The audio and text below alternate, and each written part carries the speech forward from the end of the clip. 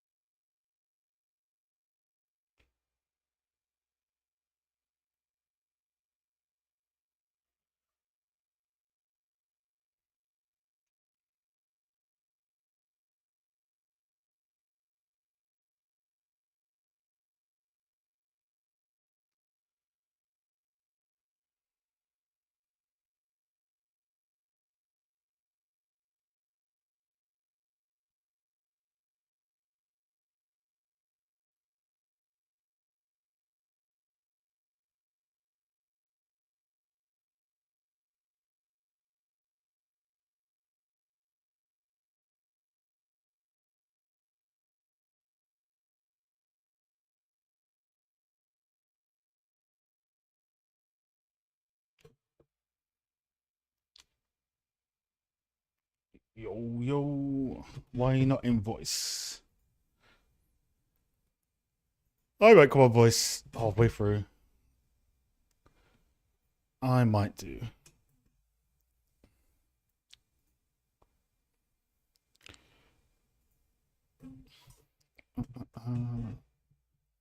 How's the audio? Is the audio all right?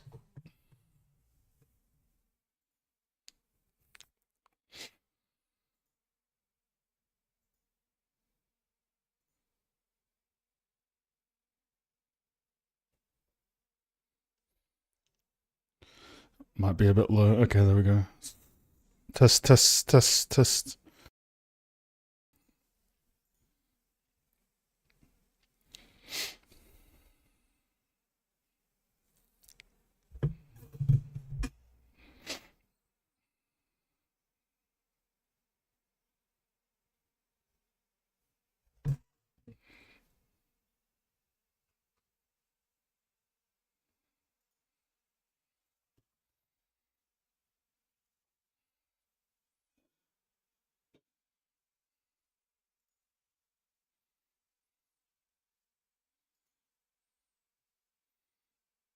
How was the dentist? All good?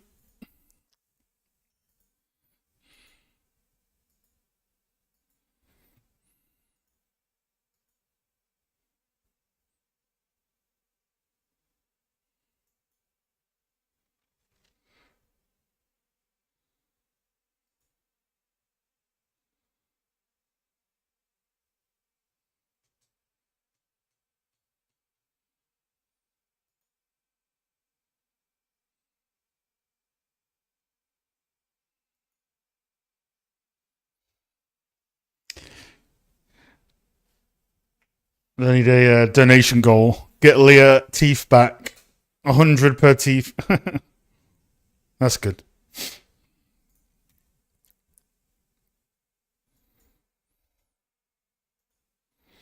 Very good, very good.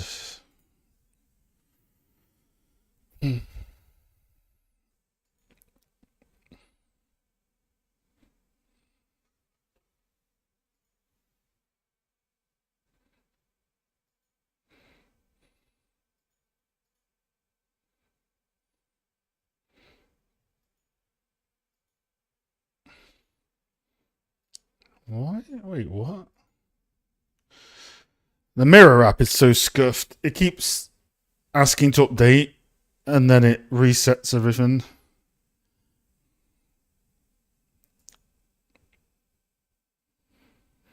Oh, Cosmin's back. He's back to unleash some pain on Leah. Miro, what's going on, Miro? What are we doing? I'm stuck in a previous mentee's board for some reason. I don't understand why.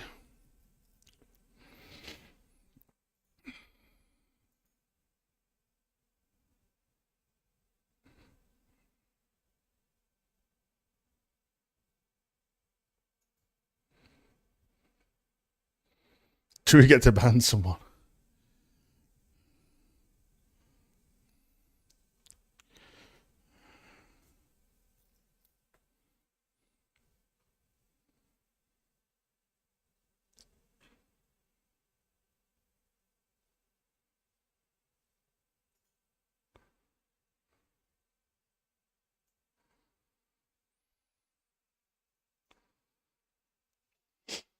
It's been a while since we've gone into this blueprint level.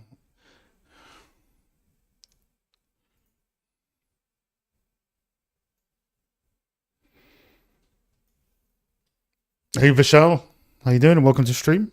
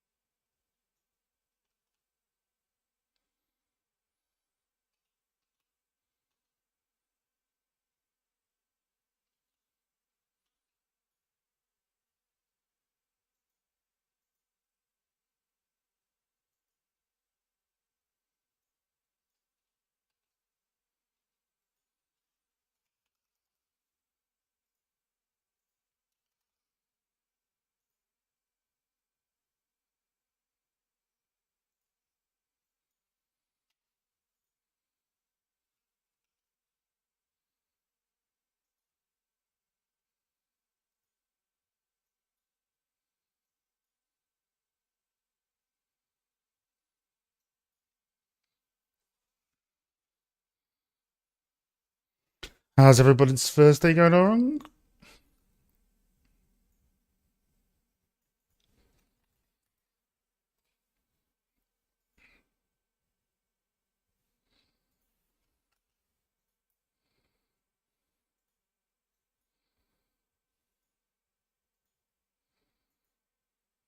In India, it's 12:20. Oh yes, I know. I have a lot of Indian friends that I've worked with. That time zone is way, way far ahead of mine.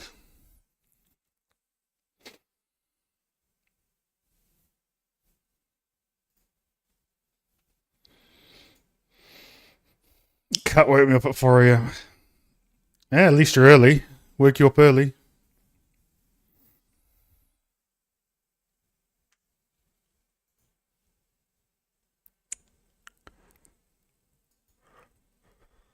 Ugh.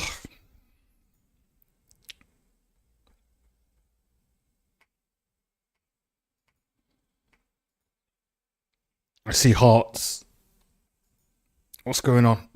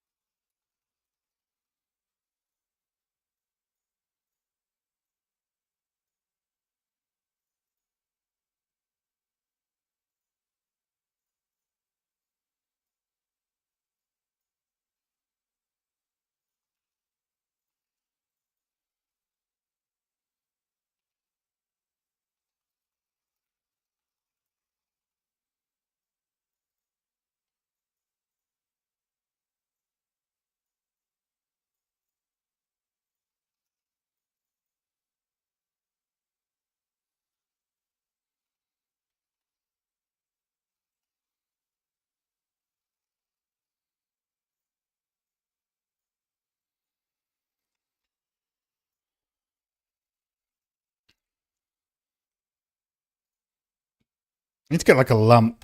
Just put it on the left. Just like key light me. One of those not one of the ones that go above the webcam, because that's like blinding. Something that's like off to the side.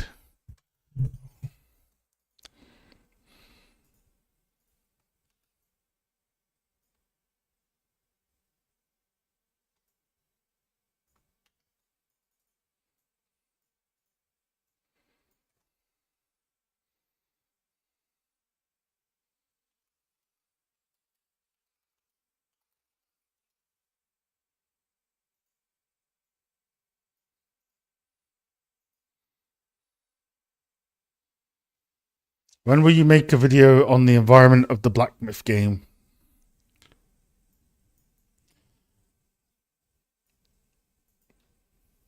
Next video is probably going to be Mafia. But for Black Myth Wukong, I don't know if I've already covered a lot of covered that one in a YouTube video. And games that like use a nanite virtualized geometry workflow, there's not many opportunities to cover the geometry for that, because a lot of the time it is just decimated geometry.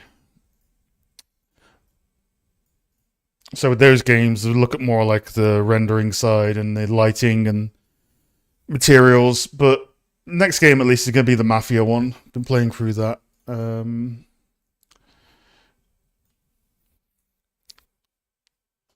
collecting some information about it. Tube lights, floodlights, what type of lights are?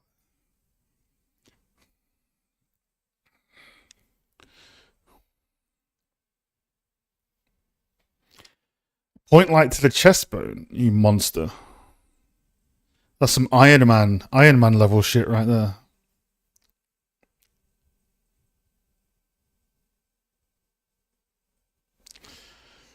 So I'm planning out, obviously learning Blueprint, right?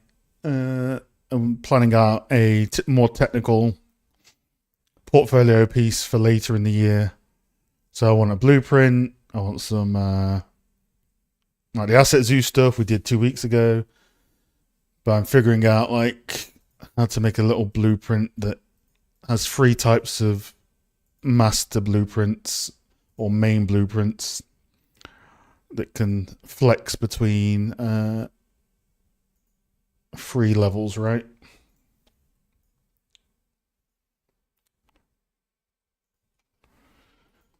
So, for example, you'd have a blueprint for tube lights, and then there'd be a button that you can click or a drop down menu, I don't know, that changes between 3 different meshes, which are tube lights. So, learning how to do this is going to be one of the things for the next portfolio piece at the end of the year.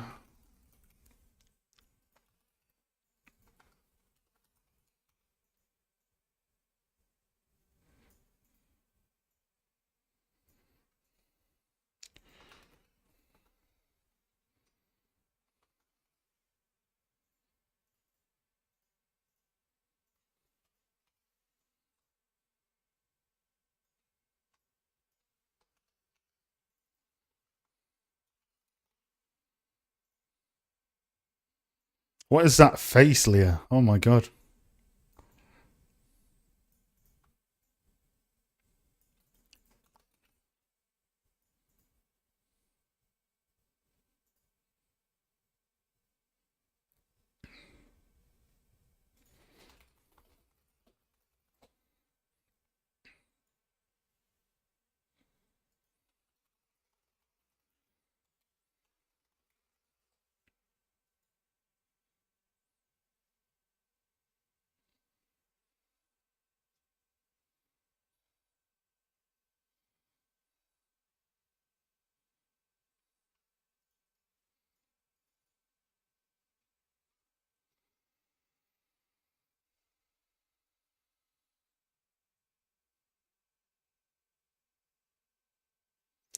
Hey Slate, welcome back. Good to see you again. How's your Thursday?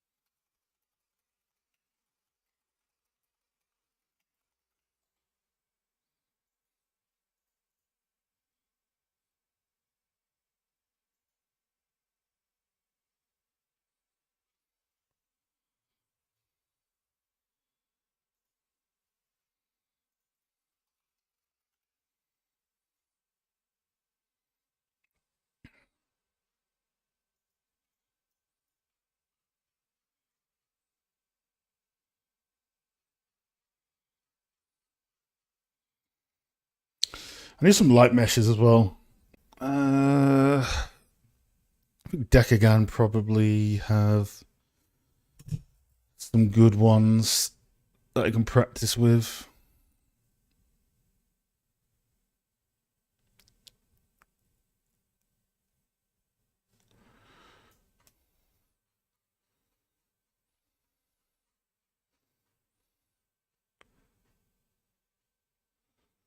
Candle, fair enough. Maybe I could do a candle blueprint. So obviously the blueprint has most of the same controls, but the main thing is swapping meshes that I want to learn.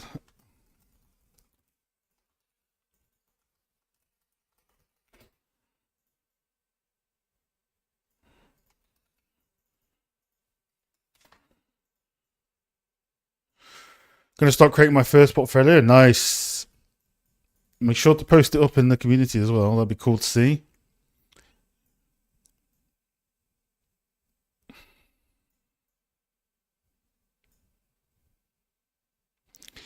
Do you also keep a mentor program?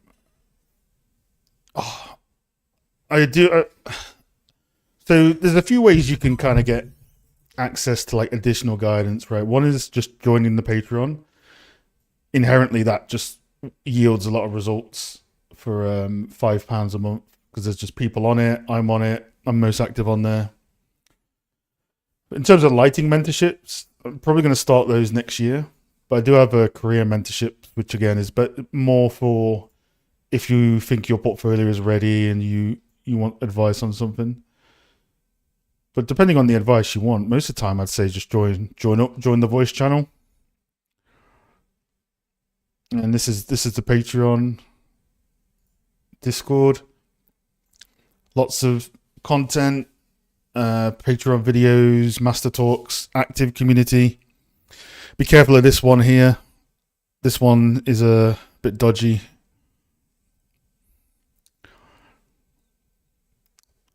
Which reminds me of something actually. So I can't help myself. I need to. Where is it? Where is it? Go.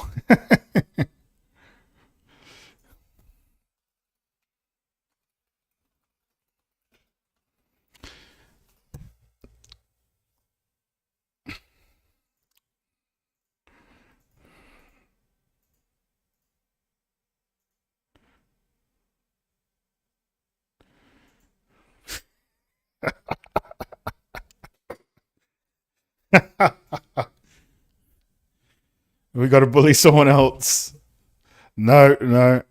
It's only Leah. Leah and Astro.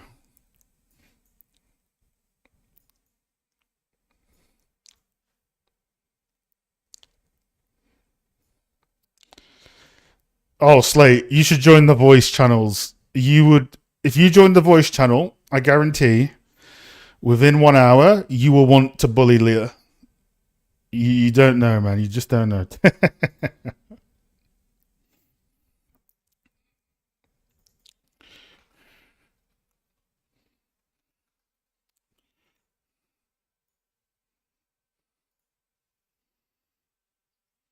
Would you say most blueprints are the same most of the time, like open door, pick up objects, etc.?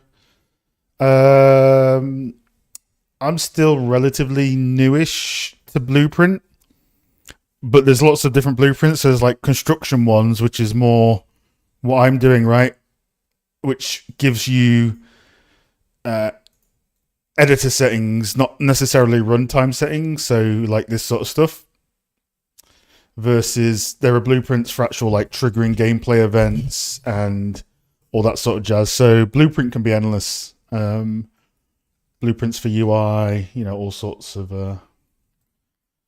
stuff. What's going on with my fog? Jesus Christ! Oh, I can't see.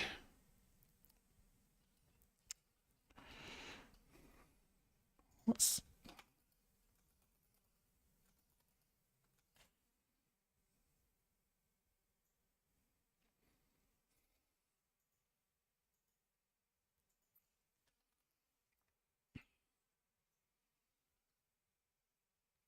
I have no idea what's happened there, but HDRI probably broke.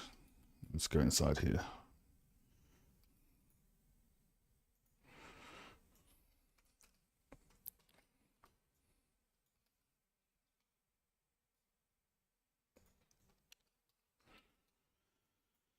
Yeah, my scene might have messed up. This is an older scene anyway. I'm going to eventually port the blueprint over.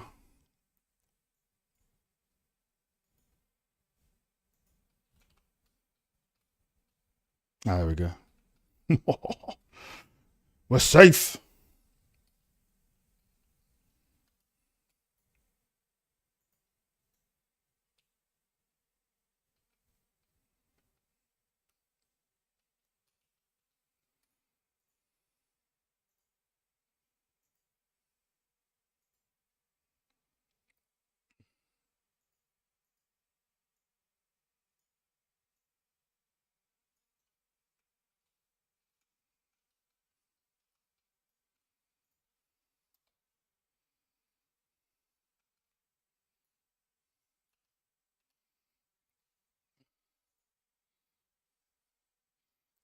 Yo, yo, for you.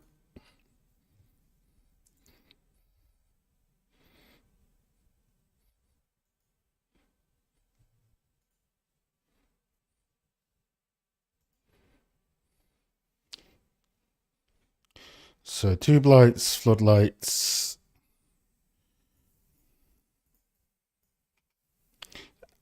and candles.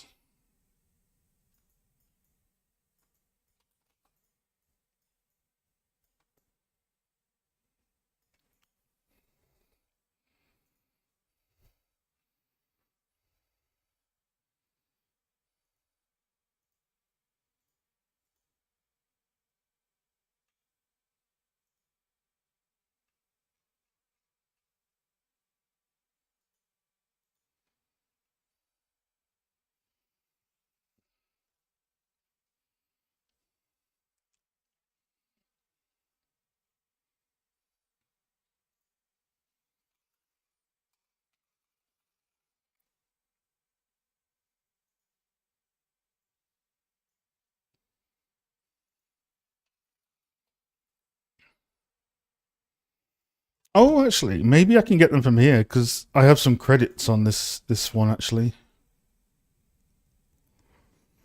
Actually, have some credits. Floodlight one, floodlight. So for changing floodlights, that means a separate mesh and a different lighting position on a button.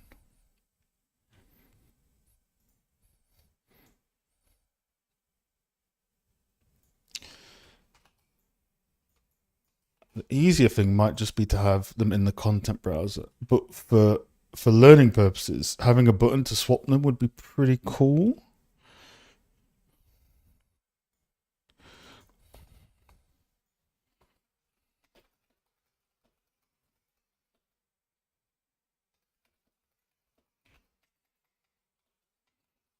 Hey Astro, how you doing?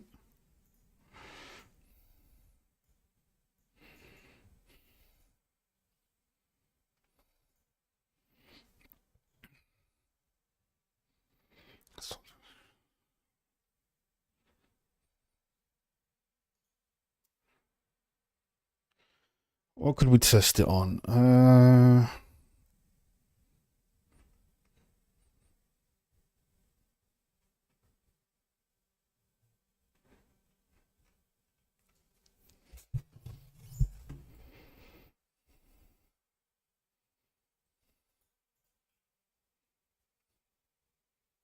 Maybe these two.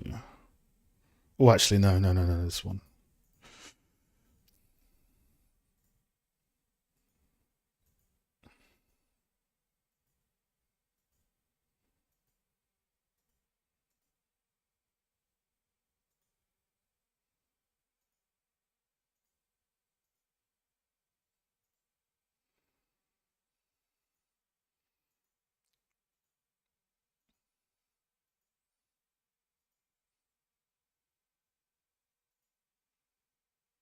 Need one that's got like a slightly different shape that comes from the ceiling.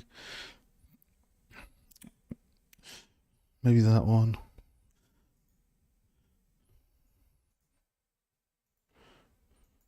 That could be a good one. So that, then click a button and it goes to that. That'll be one of the goals.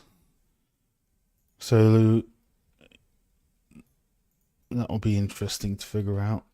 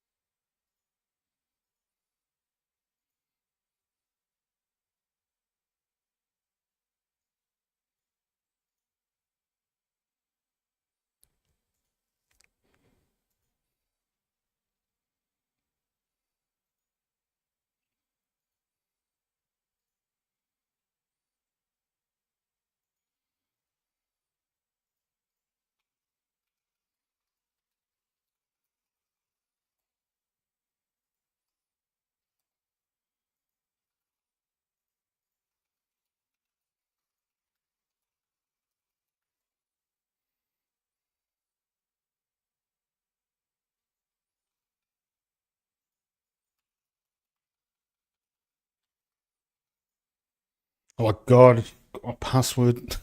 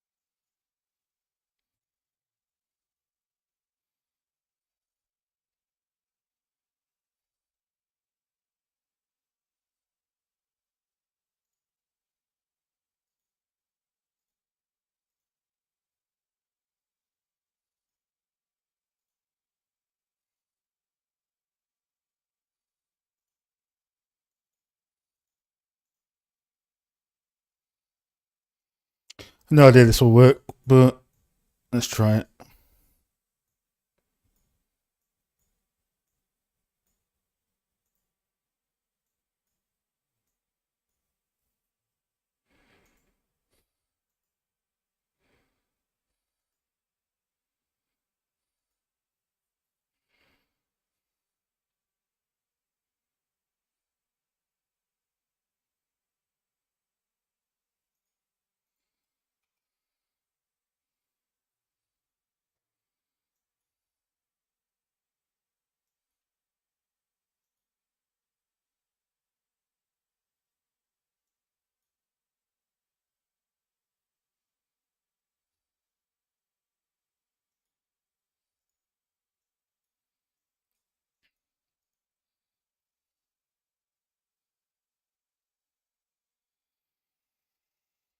Hey Andrew, hey Julius, welcome to the stream. What wouldn't work? Oh no, I'm just trying. I'm learning Blueprint stuff, so I don't know if anything works until I try it.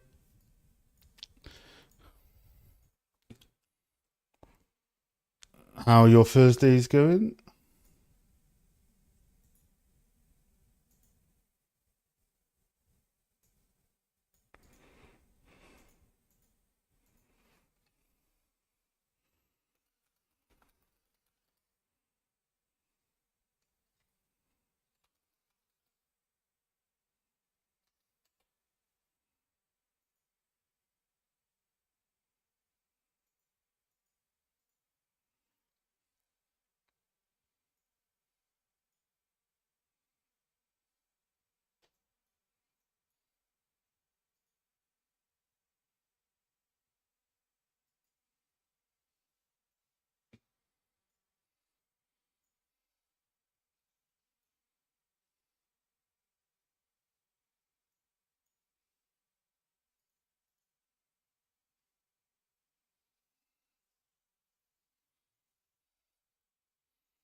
Hmm.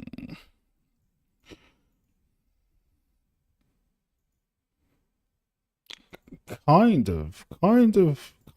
no. So if I want that, but I want that to be behind the scenes. I could do that like that, but so I want that to swap with other lights. So let's see how to swap between meshes. Can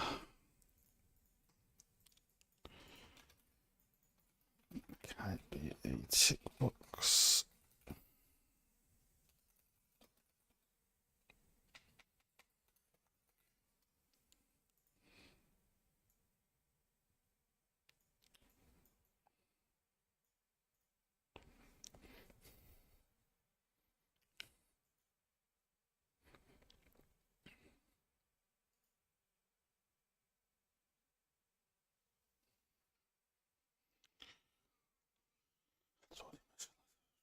Can it be a box? Can it be a tick box?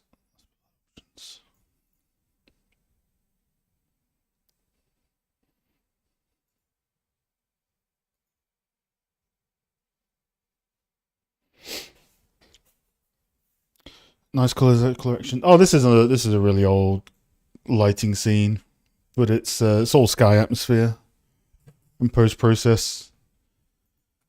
Did this a while ago, I think.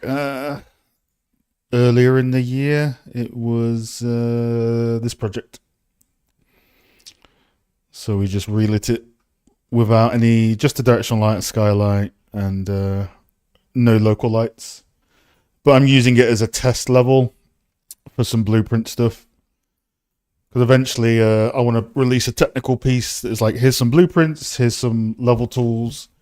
Right now I'm learning that process.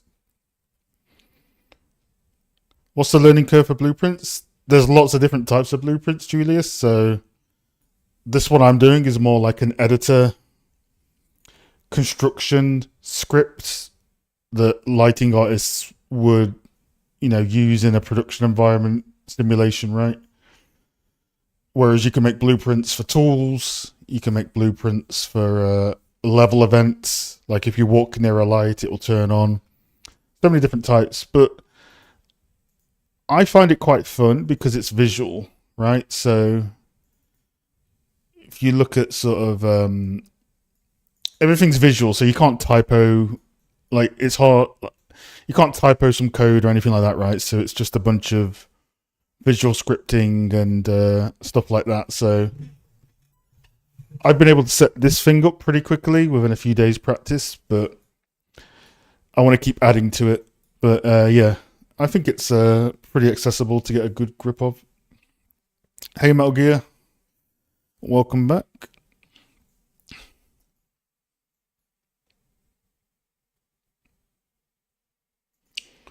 So we've identified that we can change the mesh, but I don't want to overcomplicate a blueprint. I've seen that before where blueprints are just so overcomplicated you don't use half the settings. So I don't know if it's better for me to. I don't want the ability to do this drop down. I just want like 3 buttons to change the light and the mesh. But if that's too complicated, I can also just have 3 versions of this blueprint master with a static mesh swap of the pre-made assets, essentially. But doing both of them either way is going to be good practice. Look, we have a box light. Yeah, box light.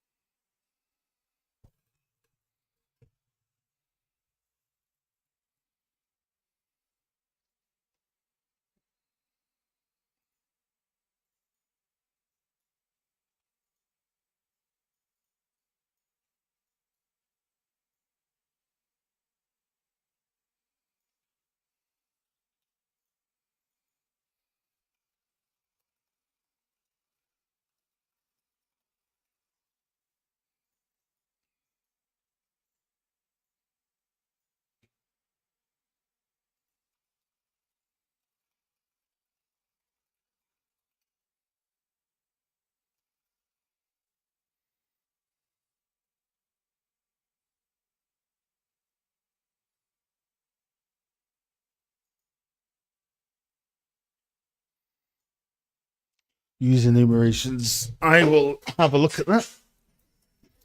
No idea what it means, but I shall add it to my notes.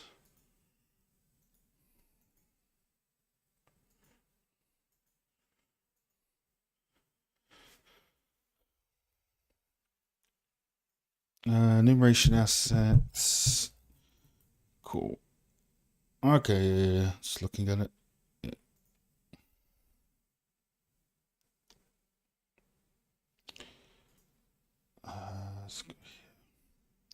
Yeah, I definitely need a lamp. So you can barely see me. It's like I'm in Until Dawn again.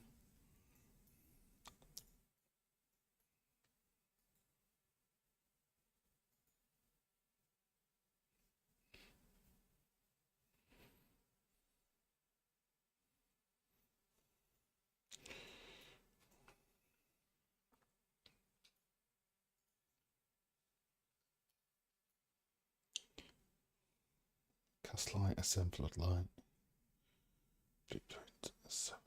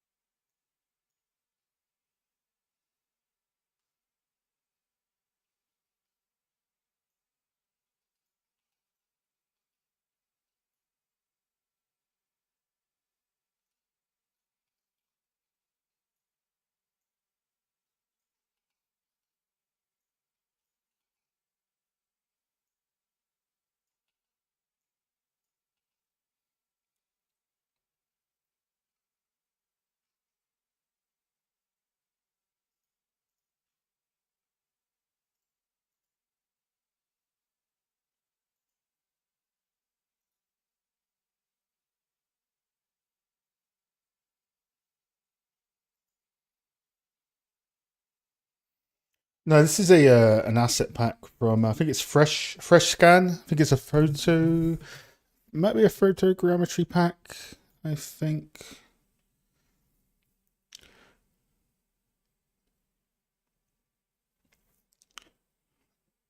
Uh,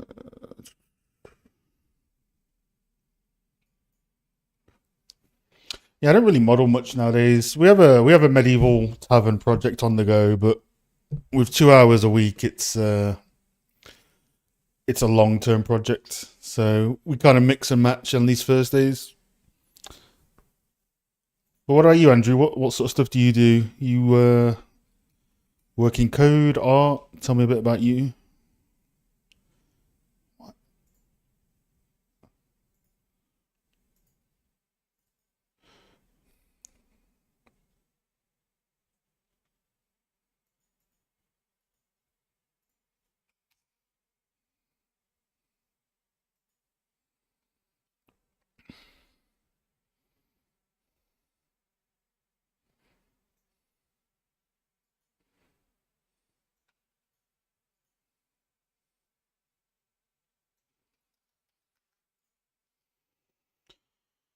I think I have.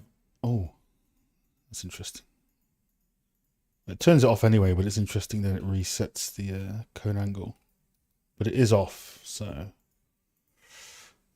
let's take a note of that. So I think I have all the controls I would want in a game dev scenario, except for the mesh swapping, which I need to look into a bit more.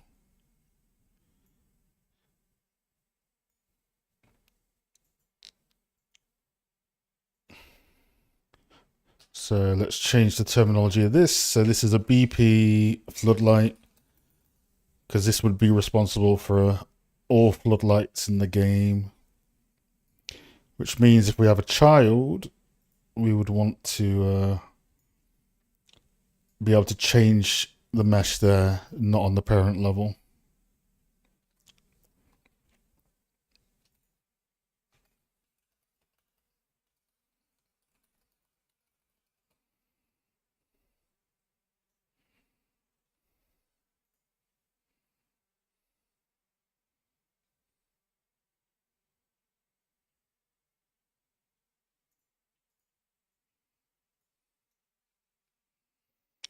Generally, just trying to make my own RPG quest game. At the same time, other game, horror, RE Village with my friend. Hey, that's awesome. So you're making your own thing. That's cool. You doing a Unity or Unreal?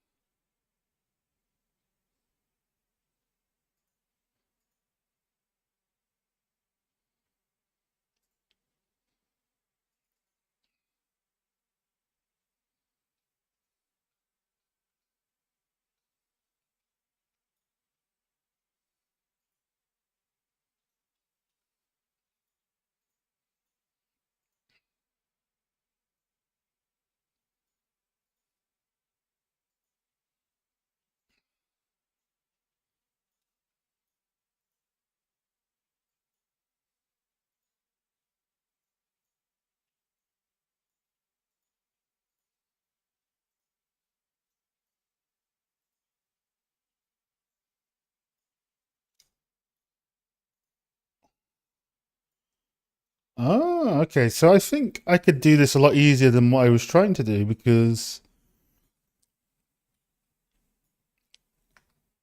the first level child of the blueprint can have its own stuff messed up, but the master still remains, or the main. I don't know what the correct. There's lots of terminology change, but the blueprint main inherits its original controls, which means technically, does that mean then? Okay, if I do this again, that could technically be the small. Let's see, that could be the small floodlight. Then if I do this,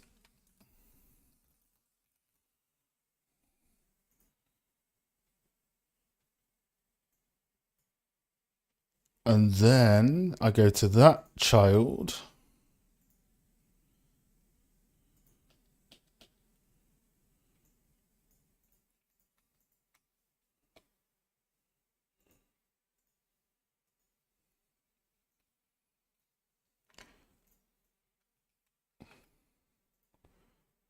So floodlight big, floodlight small.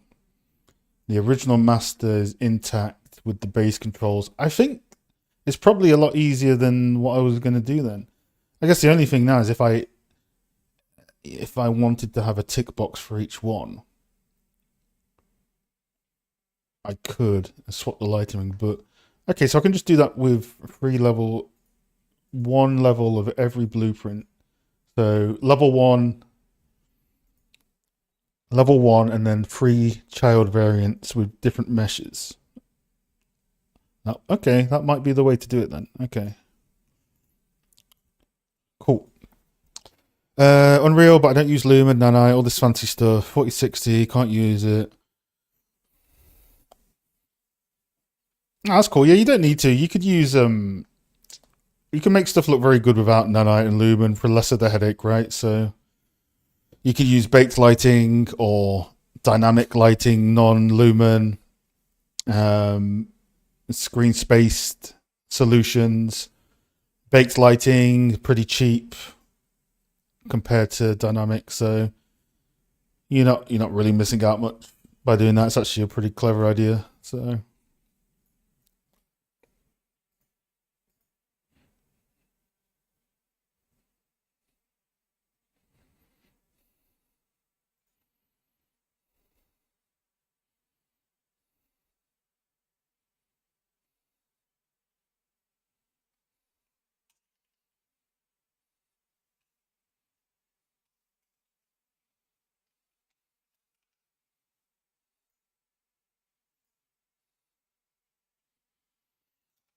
So technically now, if there's ever anything that was dramatically needed, we've got all these different floodlights.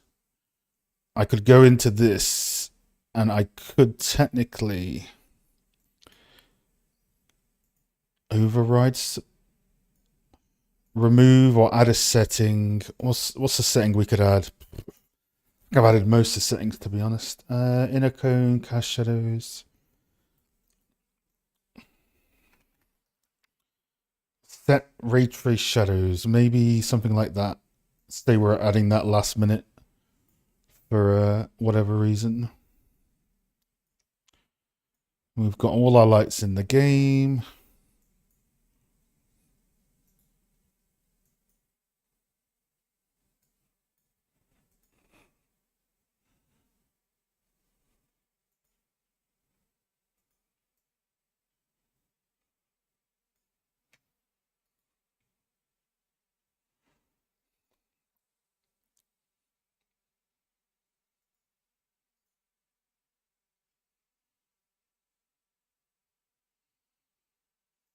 Nice. Okay.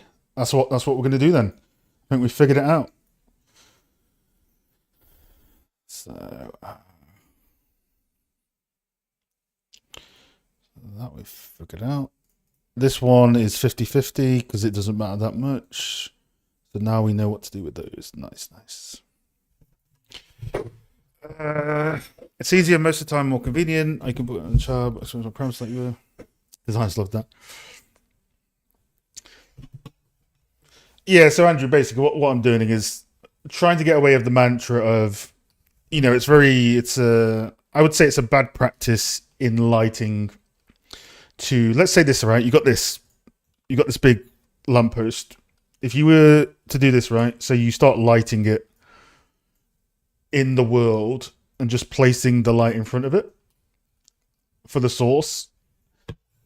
It's okay if it's once, but as soon as you get to like 10, 20, it's painful. So general rule of thumb I say for lighting, which I've learned from people around me over the last few years, if it's a light source, it should be a blueprint. If it's not a light source, yeah, you can go in and add a fake fill light or a thingy in the world. But if it comes from an obvious source, blueprint it, manage the controls. So that's what I'm preparing for my next portfolio piece. Just blueprinting all the variations as a single layer. One main blueprint, one child for each, so that it can work on everyone.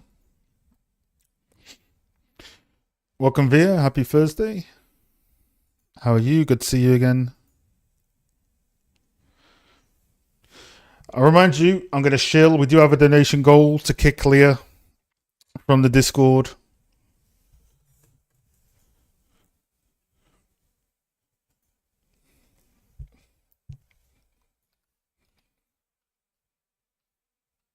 Yeah.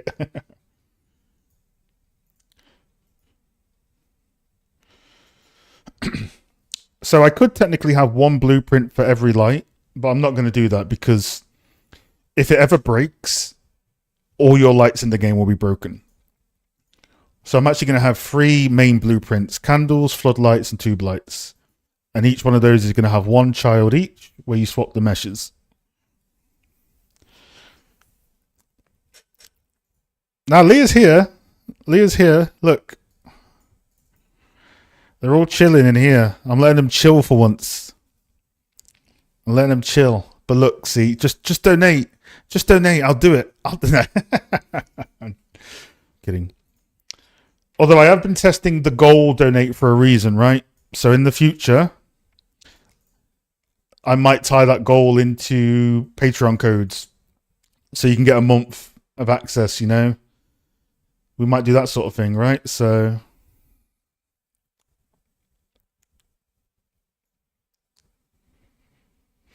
Astro, you're such a kiss ass. Look at you.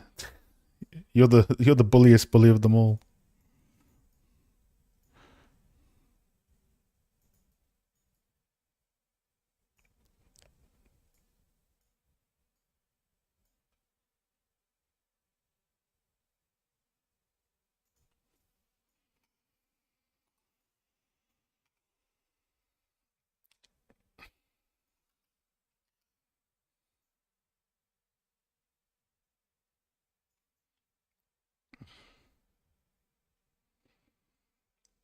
I told you, Slay, if you join the voice chat for 1 hour, you will want to also bully Leah.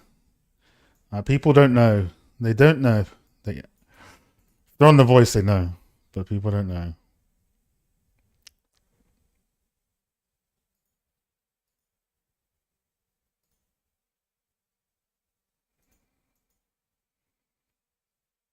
Says time has ended. What does that mean? Oh, okay. I'm a noob at this. Sorry, I don't shill enough. Leah has told me I need to shill more to get people to pay me money to join the Patreon. So I'm going to start shilling more as we go along. There we go. I set it to 4 hours. I set it to 4 hours. Slate, were you here last week? I found this goal button for the first time. I said it. And someone came into the stream. I think it was Cosminu. Had never come into the stream before. Donated instantly to get Leah kicked. It was amazing. Yeah, you got to sell it, dude. I know. I'll shill more. I'm terrible at shilling, but I'm gonna start. I'll start shamelessly doing it more.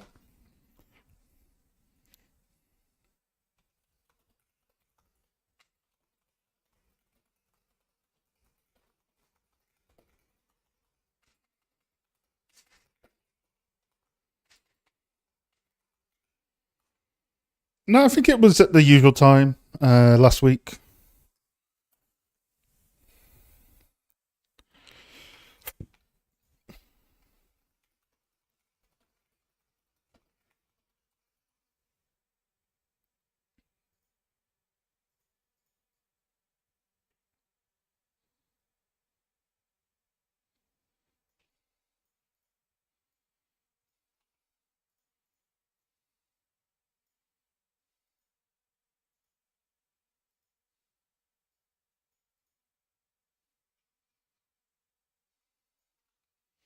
I need to fix my mirror. The texture density of the mirror is not correct, and you can always tell because the arrows you cannot see them. So it's about time I fix it. There we go. Now the arrows are chunky.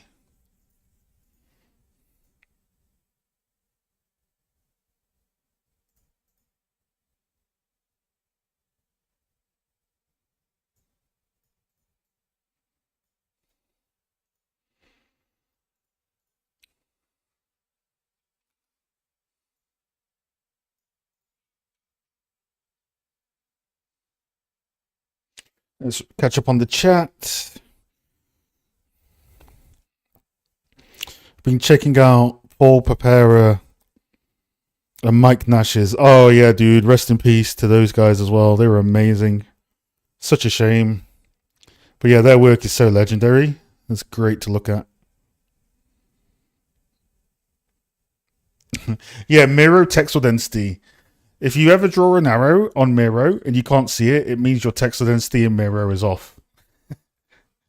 So yeah, true. Actually, true fact.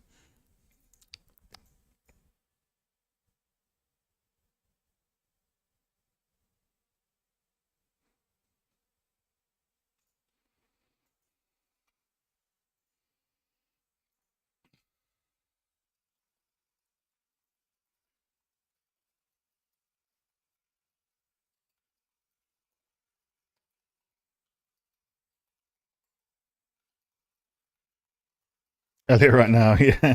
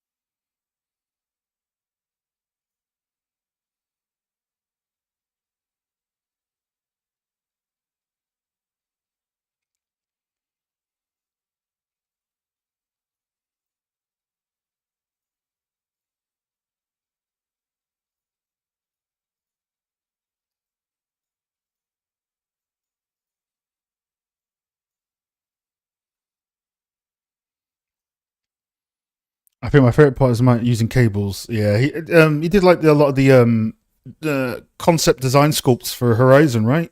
One of the first Horizon game.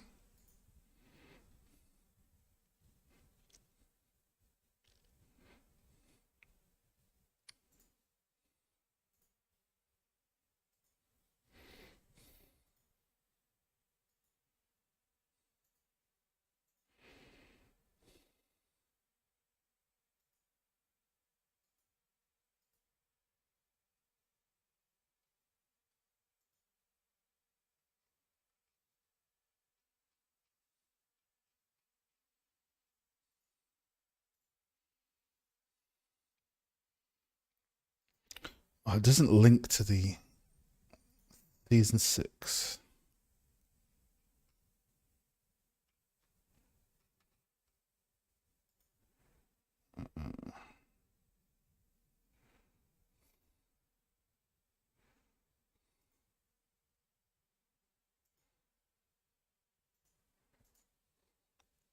Oh, okay, never mind.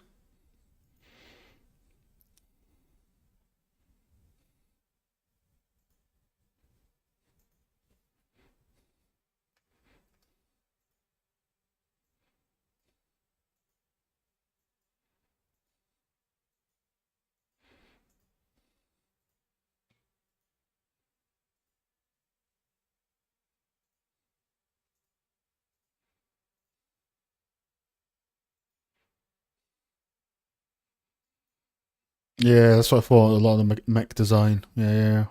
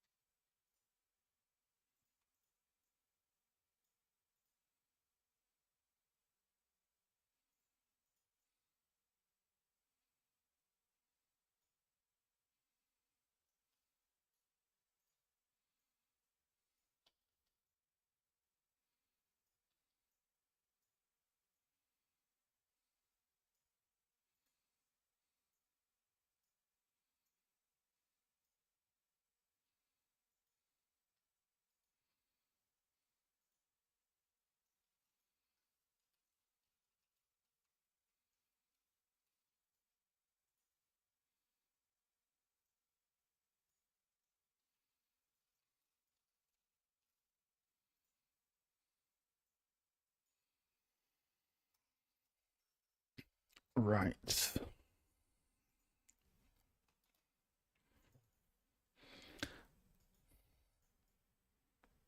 So this can't be reordered because it's inherited, but it can be manipulated.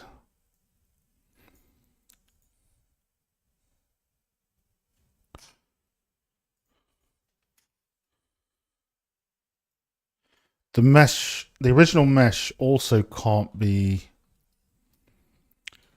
But can the original mesh remain there and be changed here?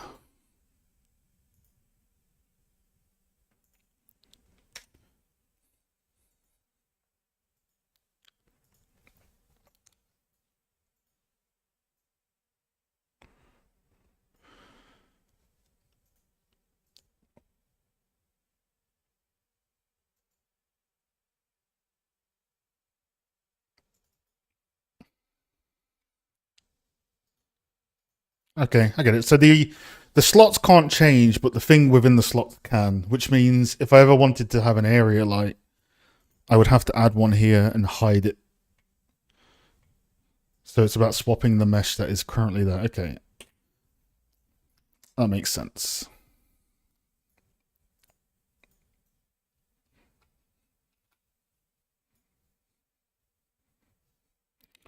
Paul, remember having giant bevels and cloth sims.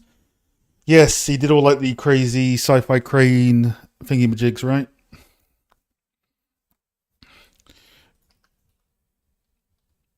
So I think we figured out our blueprint plan for the initial future. We're just going to get some meshes. I do have some credits for later, so I'll probably get some of these meshes. Maybe I'll get the Decagon one. But I only need 3 of each mesh type, really, so I don't need that many.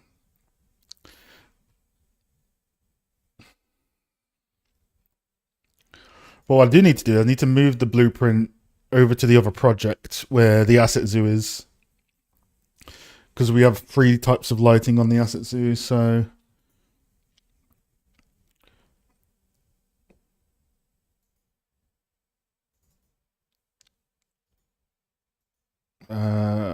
Where was the asset zoo? I think it was in Medieval Village. Need to make a proper level for this. No, this is that scene just now was the mesh fresh scan scene. I usually like photogrammetry stuff because it's just better most of the time to light. It's got proper values and whatnot. So that's the refinery pack that I relit.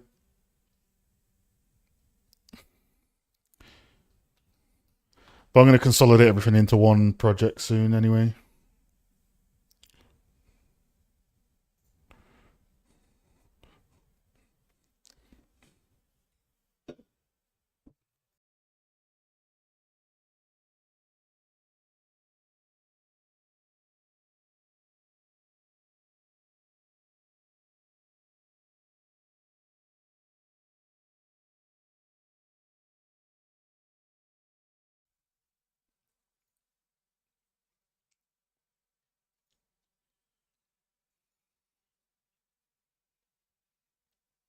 Yeah, go for it. I think YouTube will let you do it. I haven't really set up any moderation rules or anything on it, so go for it.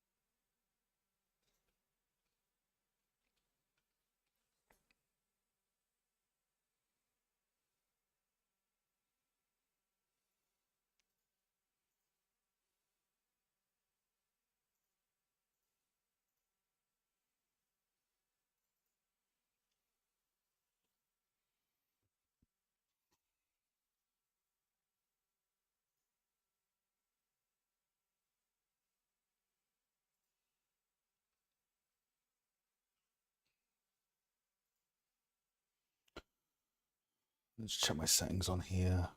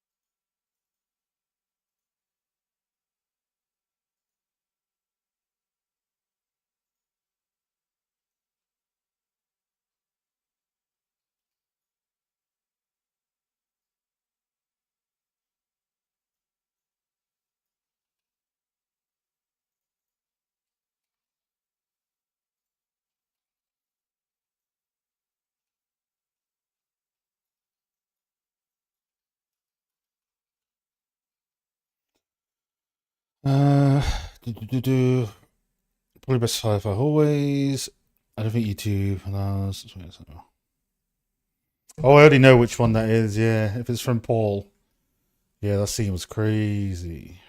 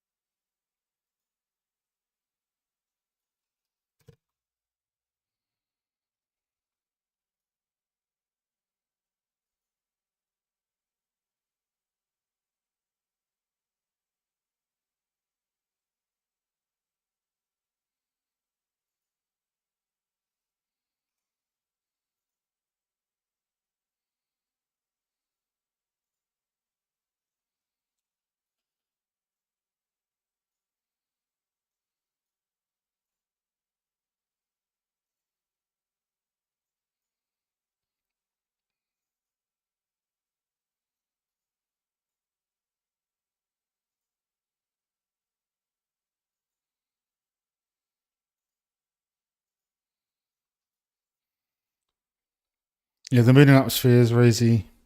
Yeah, I've only ever played Halo Reach. Never been really into it, but it does look really good from an art point of view, especially.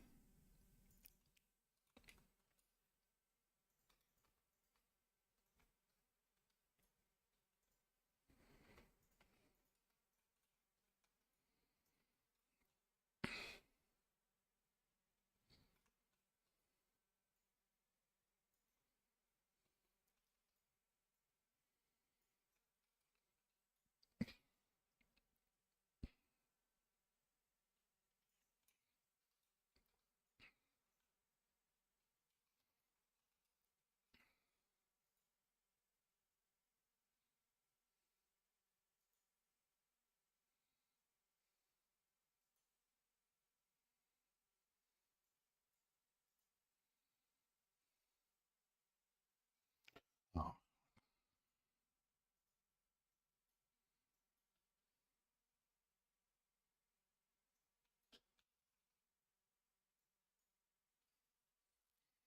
Same, maybe. Yeah, yeah. I was always bad at FPS games, especially, so I was pretty potato at them.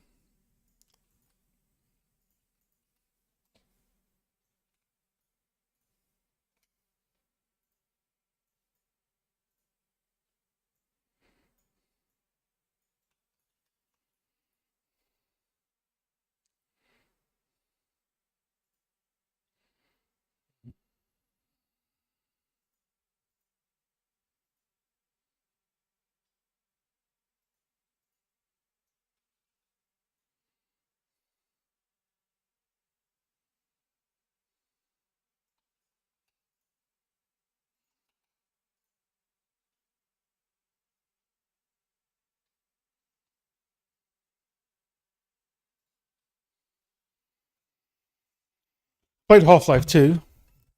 I used to play a ton of Half Life 2. Um,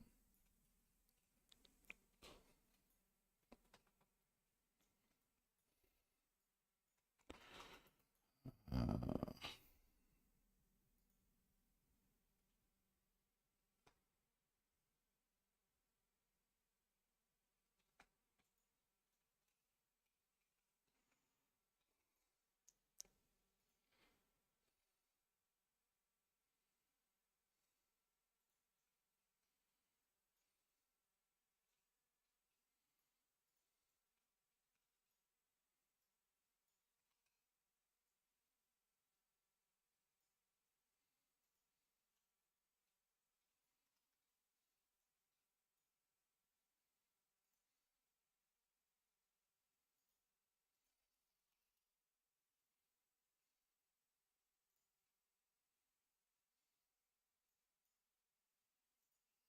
Which one was it?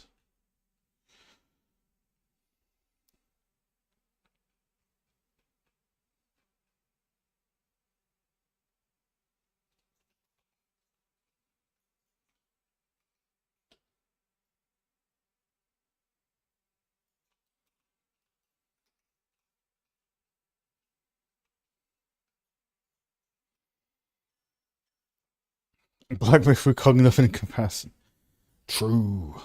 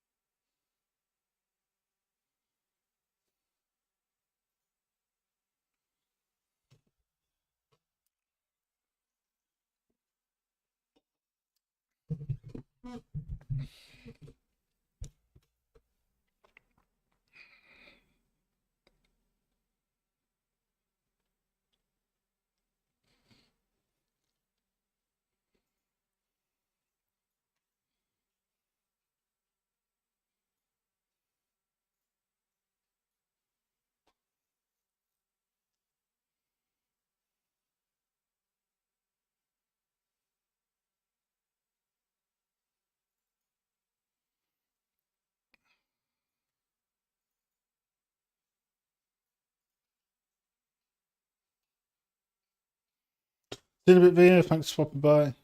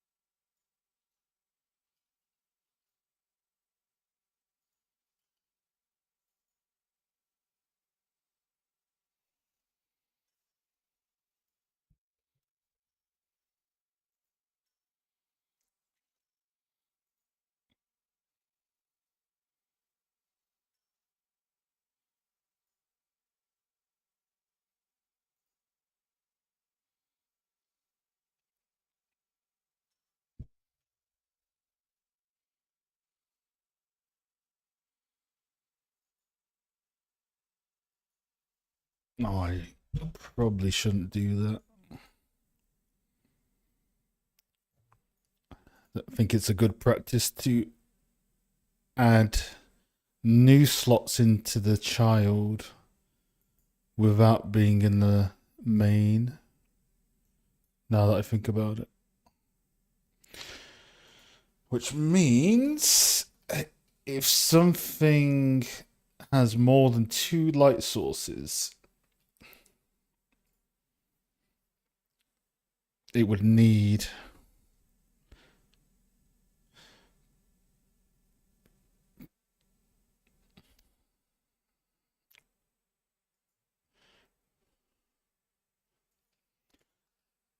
this would need an extra 2 lights that are hidden or a separate blueprint. I need to ask my friend about that actually, because he will know very well what to do on that.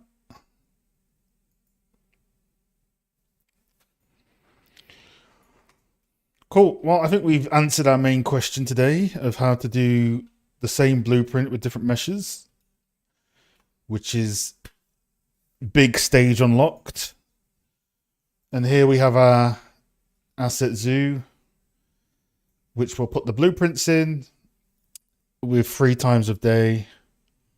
We just need to make a menu to swap between these. And then that's the big chunk of the next piece. Obviously, we've got to get the meshes from Lattice or Deco to put this into action.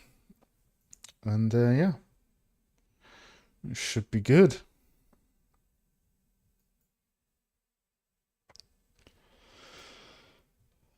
Oh, looks like we got John V. Andlia, so I better get started then. So I have lost your Miro boards because the Miro app was being very weird, so I'll go and find your Miro boards and we'll get started.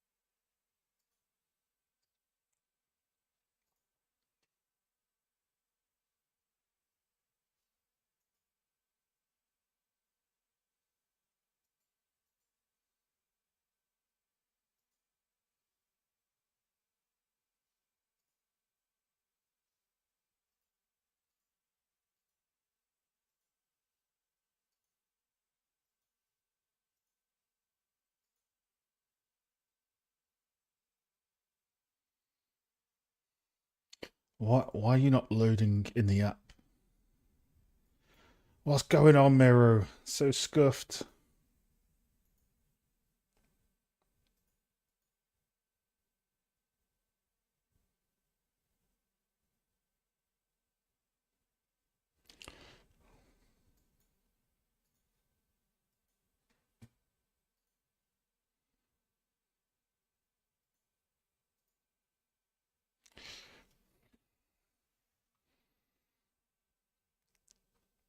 I have so many Menti boards, and they all call them like 3D. So it's like I don't know who's who half the time.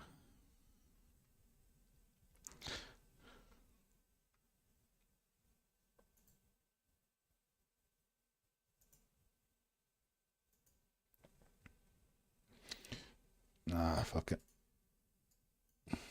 We'll have to do the browser for UV. And then there was John. We'll get to John afterwards. Cool.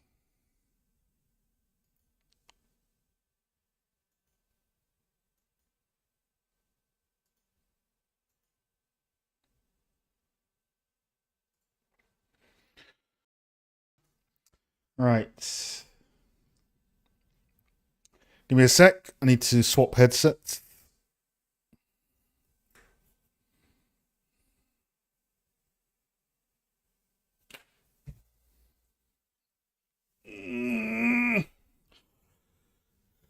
Ugh.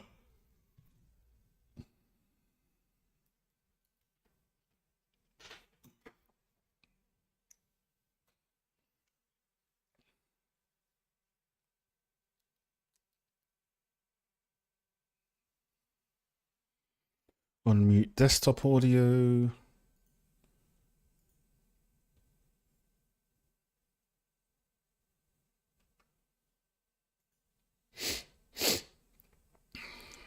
Winter is back. True. Hey, Hassan.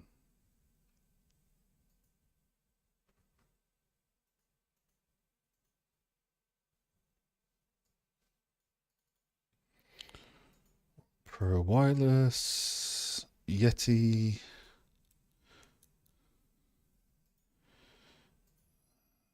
Device.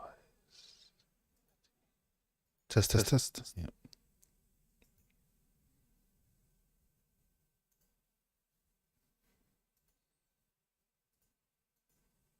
Righty, I think we're good. I think we're Gucci. I think we are Gucci. Hey, what's up, Elliot? What up, John? Can you let me your mirror? Yeah, let me grab it for you. Also, Leah's a slacker. Look, no welcome committee. Just disappointed. How's things, man? It's been, I think it's been like 2 weeks. How's it all going Yeah, for you? it's been well. I've made, I think, a decent amount of projects since we last talked. I tried making most of the changes you mentioned from last week, so kind of tackled a little bit of everything. And Yeah, that no went well. worries. Whatever progress you got, we'll have a gander. Yeah. So I have my mirror. I don't know if this is the right way I did it. I always forget. The mirror app has just been like, for me, it's been a bit potato recently sometimes. Oh, I see.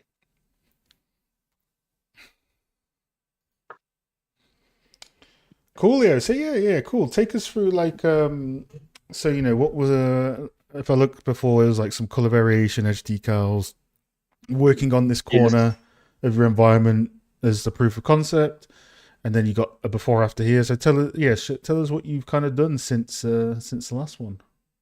Yeah, so I remember last time you told me a few things. So one of the things that you wanted me to try to use one of those like substance notes for the floor just to add a bit more like edge detail.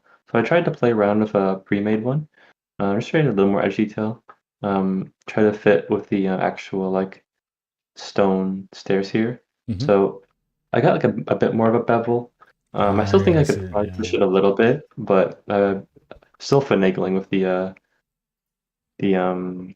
pre-made node. So that may need some finagling, but besides that, did some other changes. I tried doing those RGB masks, like trying to get in between the crevices of the stairs a bit better, Mm-hmm. just to kind of blend it in, like you were saying. And then went ahead, built out like the wood material. At least I got a start on that. And I thought, Yeah, cool.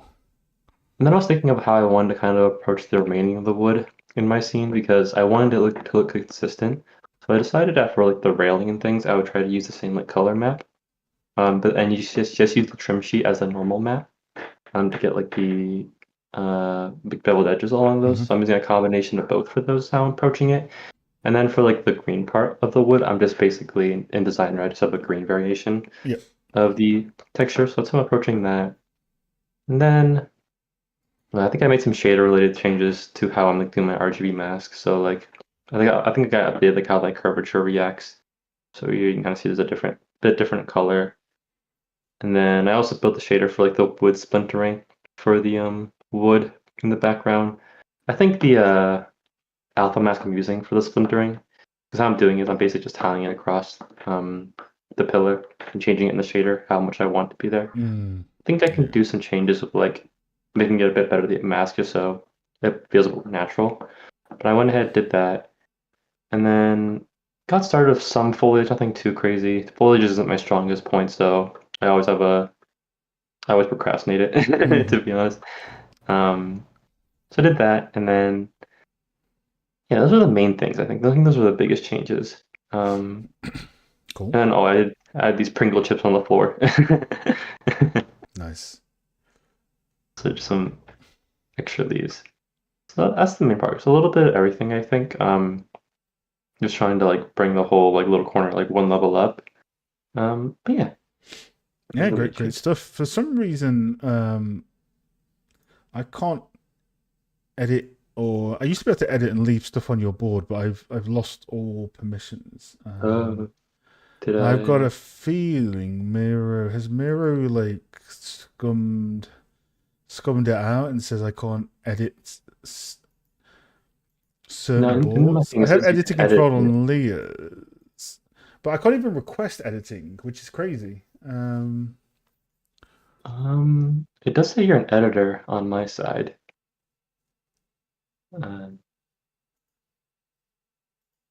Try and reopen it. Yeah, it's weird. It's strange.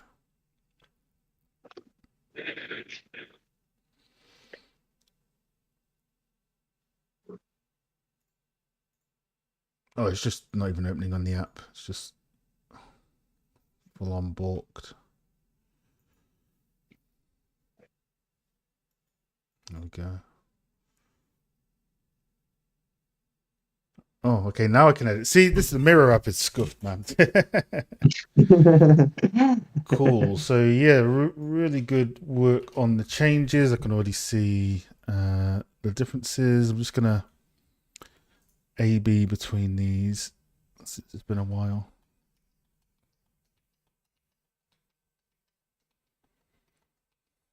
Yeah, you can kind of see like instantly, right? You getting like you got some way more subtle hue and brown saturation in the stairs. Mhm. The shading on the wood pillars has a really nice gradient. Your edges are much better. So, we spoke about where meshes meet one another. You're using like set dressing, like the bench. You're using the leaves. You've also got like a little dirt mask or decal in between the stairs that's loading up. You can see if I zoom in on these stairs, and I think I'm sharing on Discord, right? So you don't get the delay Yeah, here. yeah, yeah. If I share, look at the difference. Like just having Yeah, that I'm quite happy with the indication change. of the 90-degree sort of dirt between each edge, it just helps so much. So really good job on that.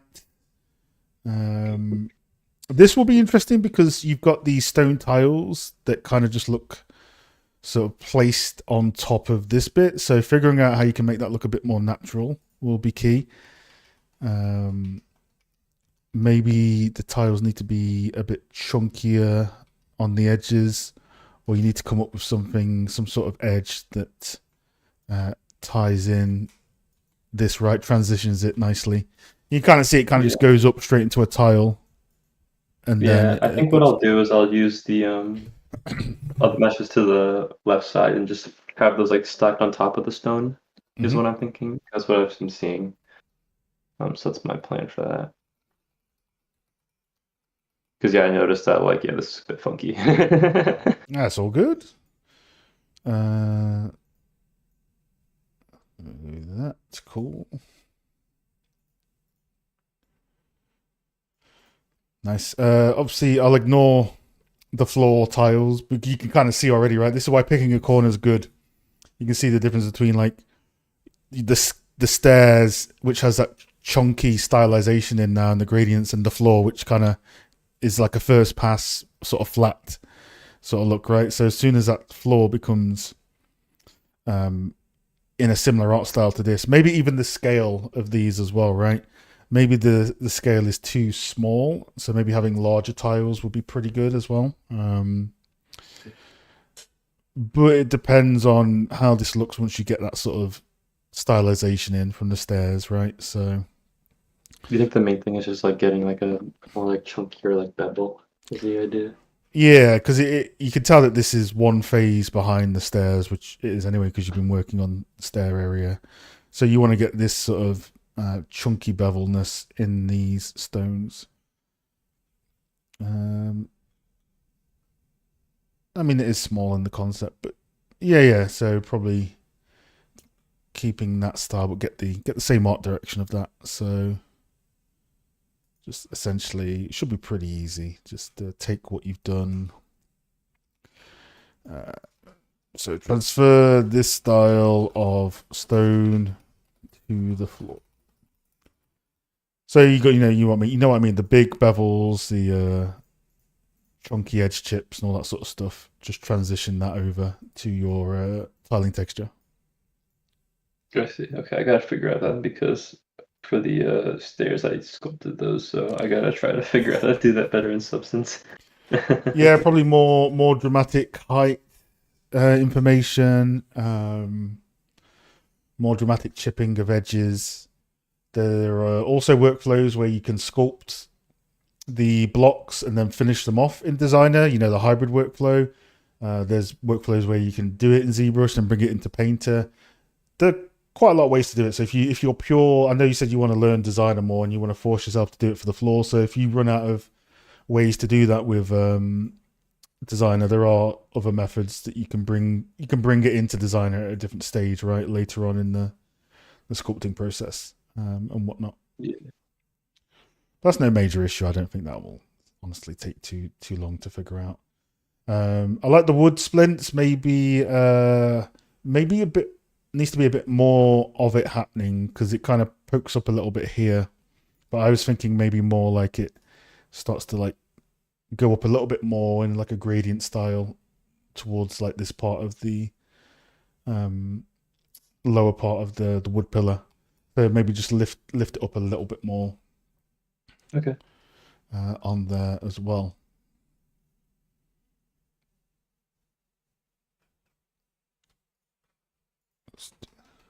Yeah, really nice, subtle. I can see the little brush strokes you've got in there. That's really cool. Yep, keep that up. That's fine with me.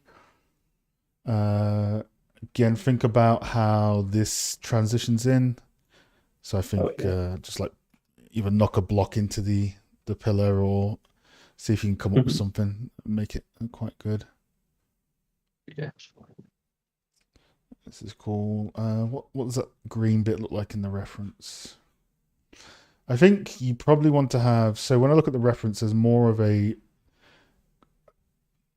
obvious border between the green bit and your stairs. So if we can just copy that, I'd say. Yeah. I think you probably just need a bit of a deeper sort of bevel here, or faking it, Oh, I see. just Make so it it's pop out of it a better. bit more popped out, right? So Yeah. that'd be cool.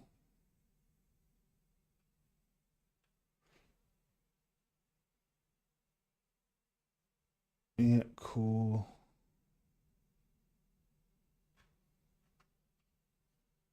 Ah, yeah, they have it as well. They have it a bit higher up in the gradients here. So, Yeah. is there anything else? No, not really at this stage. I think it's definitely coming along well. The foliage is going to take a few attempts, right? So, I think the grass at the moment is the one. Like, I don't mind the leaves. This plant is a little bit noisy, but the grass just floating in there. That'll probably be the next thing to do. If you want to bring this corner up as a painting, that'll be the next one. That's the most behind in visuals in this corner.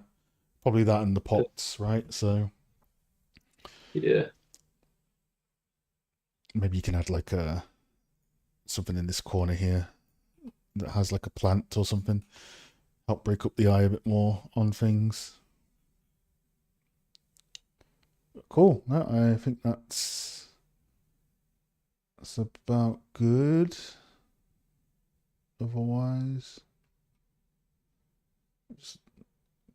so you definitely want to go. So are you sure you want to go for? At the moment, it's gonna be very brownish, right? Whereas the concept, they've obviously got grayer, not pure white, but lighter walls. So,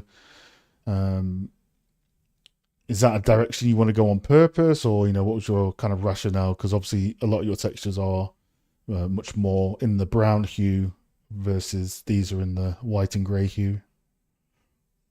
Yeah, that was kind of like the direction I kind of wanted towards it, more like yellow as opposed to white, like brown. Um, I guess something I probably like decided on early on, and I kind of just been going with that, to be honest. Um, I'm not too like stuck on like keeping too similar to the concept in terms of like color and lighting. Hmm. Um, but I'm not get. I guess I don't necessarily am that like.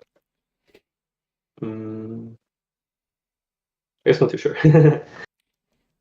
No big deal anyway, because if you haven't already, just make sure that the way you're driving in the colors here, try and set that up so it's being done in Unreal. So you're essentially bringing in grayscale textures and colorizing it in Unreal, right? That's something I would do to keep your scene live. What I mean by live is you can change colors and tints at any time without having to go back into Painter. So if you have a chat with Leah's done, I think Leah, maybe V, they've done color curves, so all their colors are driven by a curve. And they just bring in grayscale textures. I think that would be a good thing. You might have done it already, I don't know, but if you haven't, that would be a good thing for you to learn and see how you can apply it as a skill, right? Okay, I think I've done that before. Okay, yeah. But cool. No, I really like your progress. Like I say, just flashing between it as well on the stream. Oops, that's the sticky notes. There we go. Go away. It's broke it now because it's gone. It's actually just not there. the other image has disappeared somewhere.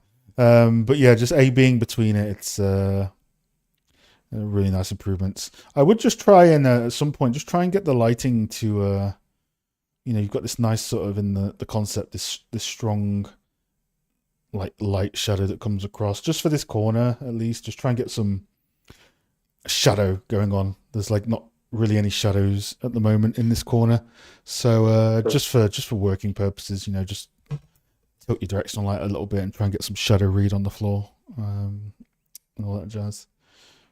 Okay, sure thing. But cool, no, good progress.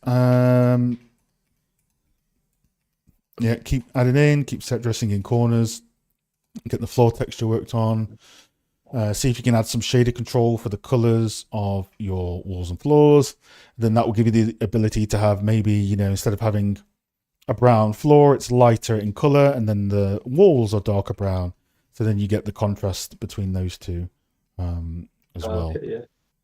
But cool, no, good stuff. I think I've left some sticky notes over here, so lost all my arrows on it, sadly. But yeah, just I'd probably work on the floor next, the tiling texture of the floor. Up to you, but Okay. tiling texture of the floor, move some of those things over, and you'll be good. Sweet. You got any questions for me? No, it seems pretty good. I was just kind of like I was in like the zone where I was like trying to figure out like what exactly was like the biggest thing I should be focusing on next. So that helps a bit. Like pinpoint that down. So yeah, it's helpful. Yeah, for sure, for sure. I'll just put these and clean these up and put these over here for you. So what was it? This area, and this area.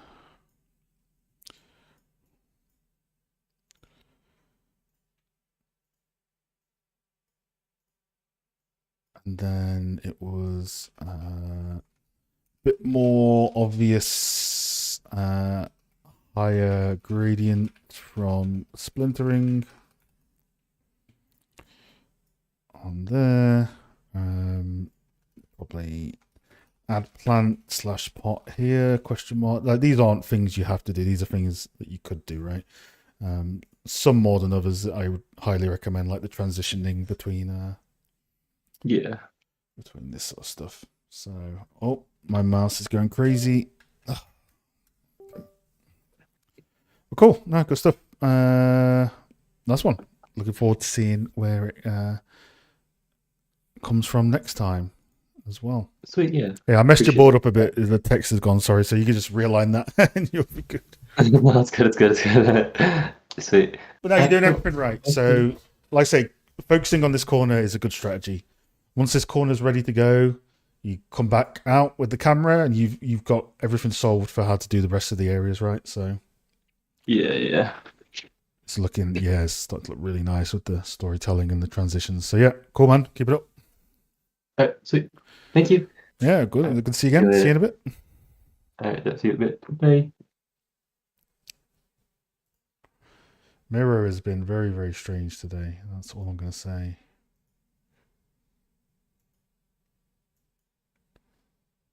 Hey.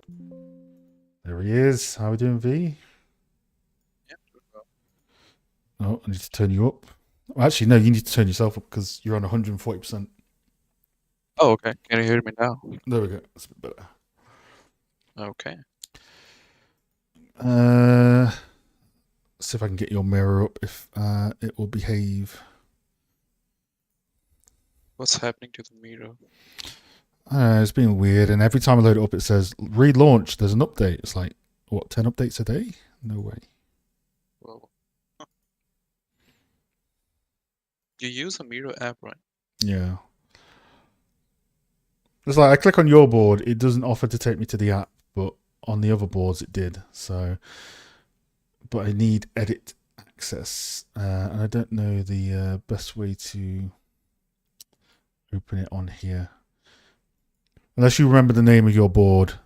It's not this Russian one, right? So No. I mean, it's Project Haven. You yeah. can search it up. Project Haven, I think. Look at the kitty. No spoilers. Well, I guess you're not even on there for some reason. It's crazy. It could be your team name though. Your team name's different. Okay, I guess we'll just have to not be able to edit your board for this one until next week and look at it. But cool.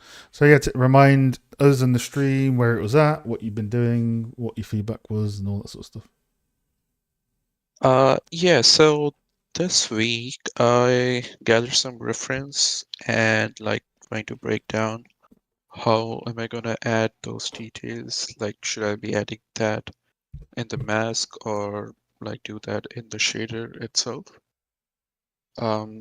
So this is what I did for the reference and stuff. Other stuff I did was adding baked ambient occlusion. Um, Cool. Yep. yeah. So like one of the feedback was to like staying close to the reference material and having that for the cross check. Yes, that's correct. So yeah, here's a baked AO layer before and after. And this is the roughness that I've been working on again this week.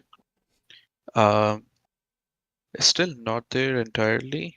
So I need to like talk to Mark regarding this on how to like add more nuanced details to it.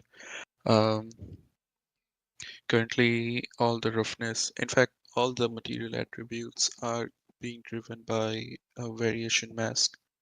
So there's no texture. So I'm wondering if I should be using a bespoke roughness map for some of the layers, or should I just do it with the mask itself? Uh-huh.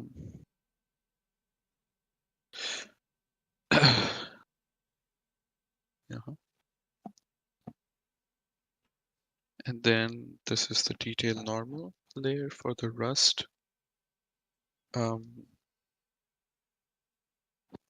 Now for some reason, I need to like tweak the blending. Like I need to adjust the blending for this detail normal because currently I'm having issues right now where the blending isn't working properly. So you'll see like some blackening effect here in the image. Yeah. Normal maps are a bit different, aren't they? In how you want to blend them. Yes. Yeah.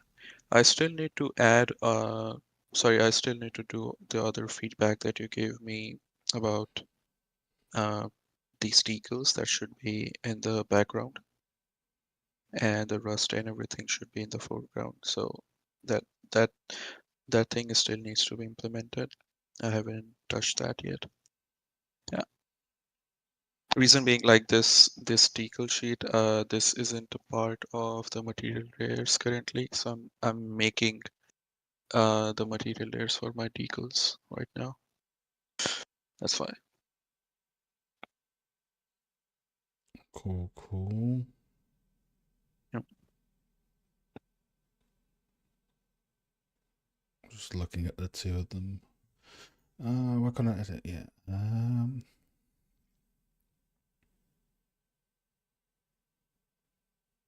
Oh yeah, the specular's on there. It's gone. Yep. A nice depth on there. You still got some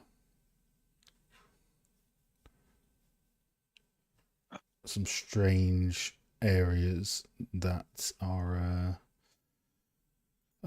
which could edit that are, you can see my stream, like basically on all your you've got like double, like rust and then a gap, then rust, rust and then a gap and then rust. It's not going over the UV seam. So whatever mask that is, you got to have a look at that one.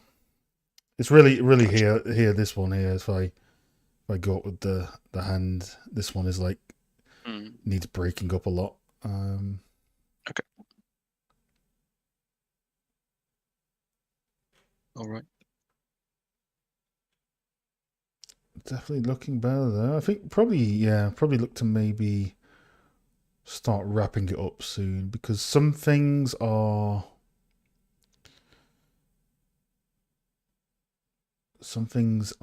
slightly going backwards, I feel.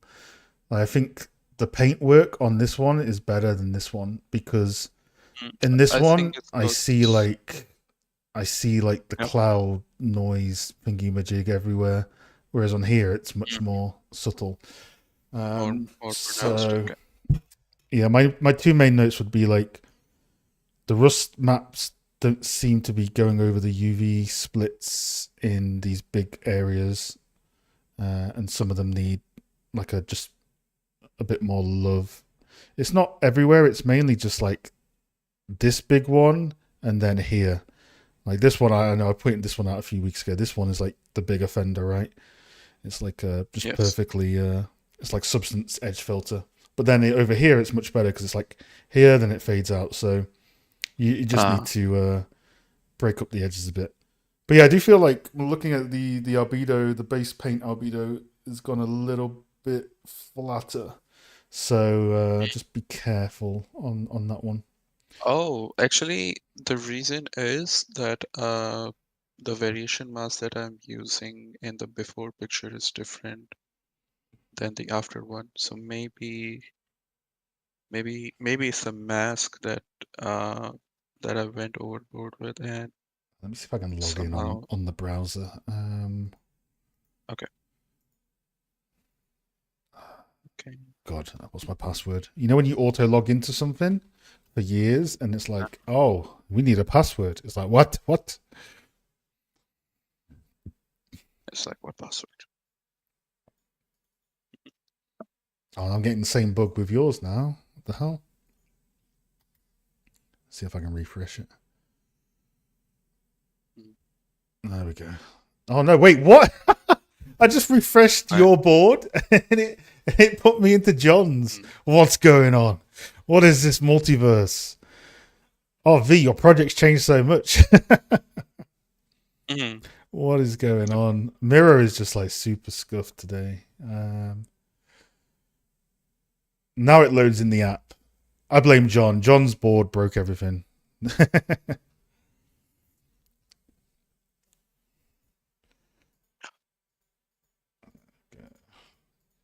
Hopefully this is the same camera angle.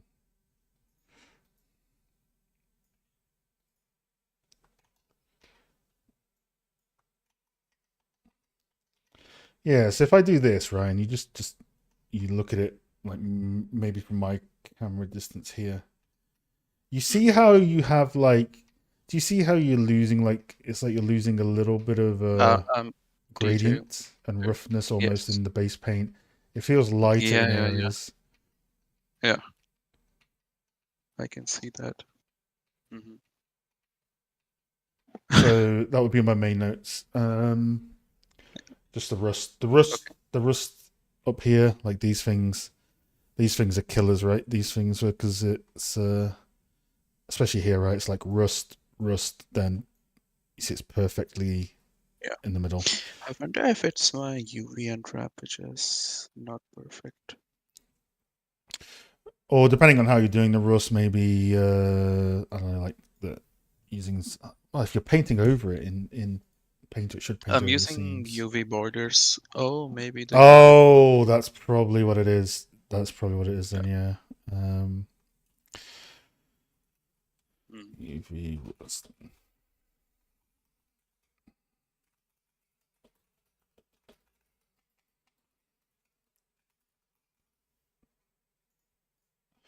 Well, I like the reference pass. That's big. That's a big one because I know in the last few weeks, I know you and Leo especially have been kind of focusing more on the technical side. So bringing back in the reference side is that's a make or break. So really good job on that. Yes. So yeah, areas like that. Mhm.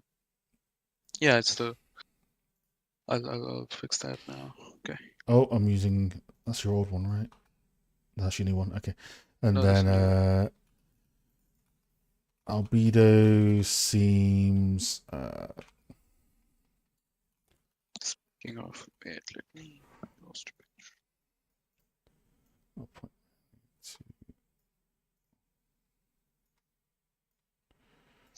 Oh, I see now. Let's catch up on the chat. Hey, he's got the range. Whoa, did he do all that in just a second? Yeah. He's just so good. Yeah. But cool. Yeah, no, I think let's say you got the other notes from the graffiti. But I think you're only like a few hours away from fixing that, and then I would move on to another asset. Otherwise, you'll be spending probably too long on just this one asset. You'll become the vending machine equivalent of Astro. So yeah, let's finish it up for next week if we can, and move on to something new. You've done everything you need to do. Just polish back those two areas there, and move on. This Cool. week, I will be adding like the advertisement thing on the screen. Yeah. So that's like my biggest task. Yeah, maybe you could consider, depending how many neon advertisements. Oh no, he didn't. Oh yes, I did. How many of these you have across your level?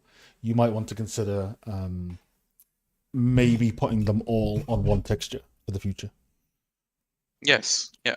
Like an atlas of signage to put across your whole That's city. probably what I'm gonna make. Yes. But very cool. Is there anything else I've missed here? No, the reference is great. You got some game reference as well, which is awesome. Like I said, the asset is at a high quality. You just got to pull back some of those areas, but the overall asset quality is really nice. Anything that you want to ask me? No, not really. Not at the moment. Cool. Good. I kind of want to see it in the sushi level as well at some point, like when you've got all the stuff done, like the neon signs with the lights on, and you walk through it in the level with the lighting. That'll be cool. But cool, good job, man. Give up. Thank you.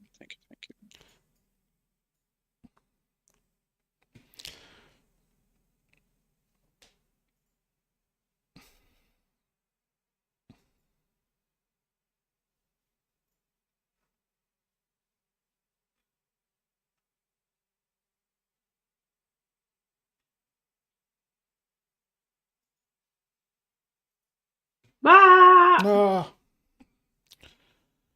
No, you can't put the welcoming committee. I saw you didn't have it up before. You're too late. What? Oh, that's your decision if you don't want to take it. No, I was gonna take it, but you're too late. It wasn't there before, so I can't see it anymore. It's not there to me. How are things? Yeah, good. just find, because I think you usually put a video up, right? So let me just find that. Yes. Oh, there's Yeah, some yeah, chat yeah, here exactly. from Mark. Mark the goat. The goat. Yeah, he gave me some feedback on like how to approach things without overscoping. Cool. So yeah, tell us a bit about this video. This is probably going to look very different to what people maybe have seen before. So like, what's happened? What's going on? What's the plan? Oh, okay. So basically, yeah, like I've been basically scaling down my project because to reach a time limit.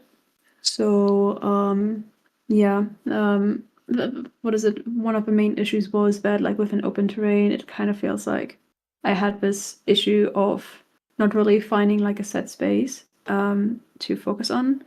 And so with like creating this castle and this keep, I put walls around it, which will give me which gives me a visible space to work in, a clear direction. Yeah. Well, also, which also, what is it like, stays with the theme of what I'm trying to achieve, right?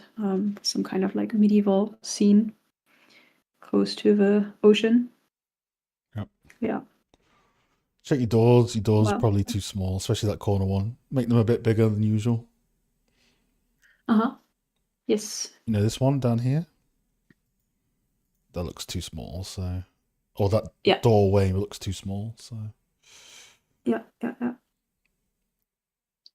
It's cool though. I mean, this looks like a transitional sort of level design to environment art, early grey box that I would expect to see, at the start of a new level in a studio. So Yeah. Basically, yeah, like this week I've been focusing on what is it, like creating the block art, the gray box, put like text markers and everything in, so what like everybody can see like what the vision is. And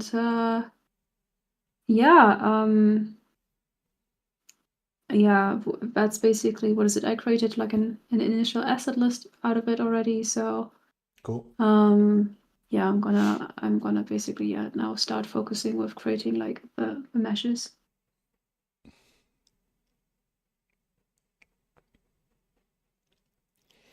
Yeah, looked at the Kingdom Come Deliverance video, which you linked, but was quite insightful.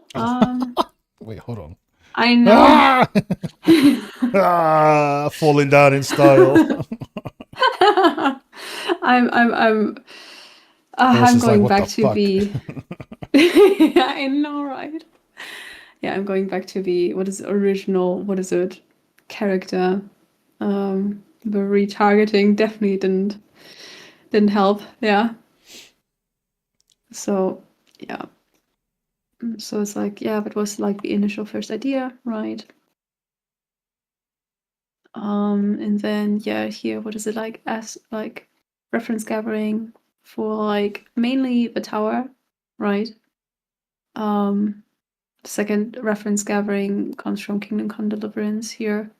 I have to add external, references and everything to like, portray the intricacy of a lot of things classes had back in the days. And yeah, so this is basically, I made a bunch of notes, which basically, shows my progress. Like this tool is not in yet, but it's basically, it creates like these holes and then those support beams and everything. So it's almost there. Cool. Yeah, it's good to see you getting referencing again, because I know for the last few weeks it's been more on the technical side. Yeah. Yeah, so what is it? I created this this thing here, so it's like dependent on where like the entry door is, right? That's like a point, and then like if an entry door is lower, the ladder gets more up or down. Yeah, I see. Or like, yeah. What about supports to hold the stairs up? Is that going to be factored into Uh, this tool or afterwards? It is going to be factored into it. Yeah, it's not in there yet, but it will be. Cool. And what's this GIF? This is basically this is basically GIFs Okay, on cool. Miro are very weird, usually. So. Seems so, yeah. Yeah, it's basically, what is it? It's a tool where like you basically paint in a mask and then what is it? It adds the bricks that you can see in the tower right here. Oh, so that tool is generating the bricks on the corner. Yeah. Mm-hmm.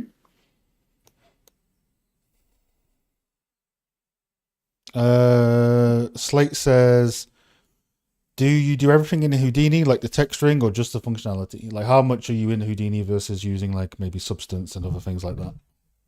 Oh, yeah, what is it? I use Houdini for like the geometry. But everything that is like texturing, RGBA masks and everything, that will be done in external software such as like Mama said, Substance Painter, yeah, Cool. Substance Designer.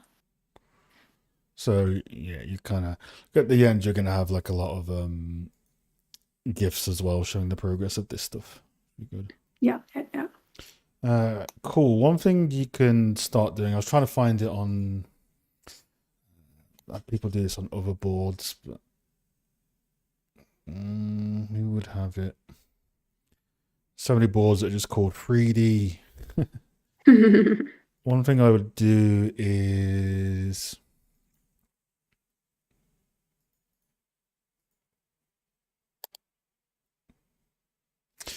I forget what to do here. So take maybe take this shot and then scale it up, and then grab a bunch of your images. Oh yeah. And the thing is, I might have told you this before. I tell this to so many. I have so many like meetings a week that I can't remember who I tell things to. So basically, just justify what this is going to be. Where to place what, yeah. Because imagine like you're working in a team and someone's going to work on the lower area, working it, and it just makes it easy for you. It's like, what am I going to make that? Oh, I'm going to make it like this. What am I going to make that? I'm going to make it like that. So just do one of those again, and that will help. Feedback wise, just check proportional stuff. So wherever it was, the corner. So down here, this thing here, yeah. Door archways a bit bigger. Gameplay. The other one seemed fine. It was just mainly this one here, right? Mainly. Oh my god! Everyone's Miro's such a different scale that the arrows come out at different scales dramatically.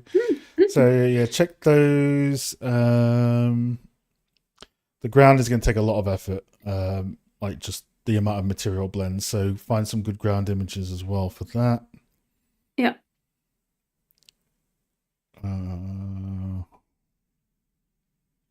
That's cool. I think I'll have to mainly look at the video again because a lot of it is still just because it's grey box. It's kind of the proportions feel good on it. Scope feels good on it. Let's have a look at the video again.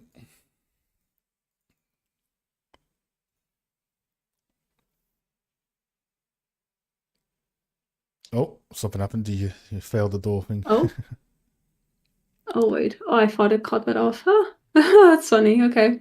That door feels good. That storage door feels pretty decent size wise. Yeah, you can see here, like when you look up, you'll have some good opportunity to have some silhouetting here with some supports going up. Yeah, absolutely. You have to figure out how modular it's going to be, like what chunks you put in. It's like lots of stuff is at angles as well, so it might be the case that you have bigger modular pieces that consider the corners into stuff and whatnot. Yeah.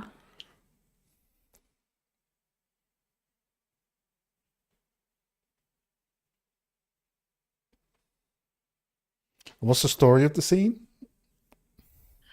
The story of Sineb is that it's what is it, a keep that overlooks the ocean for like what is it, intruders. So it's basically, yeah, what is it, like the the line of defense, but it's also kind of like it had like its fair share of battles. So it's like you will see areas which are like more destroyed, like for example like this destroyed wall right there. But yeah, like wartime is over. So everything is like not as heavily militarized, but there are basically, yeah, traces of in the architecture of like its original purpose, right? So there are still like a few people which are stationed there, right? But yeah, if attackers would come, right, then it's, yeah, What's the like purpose of this area?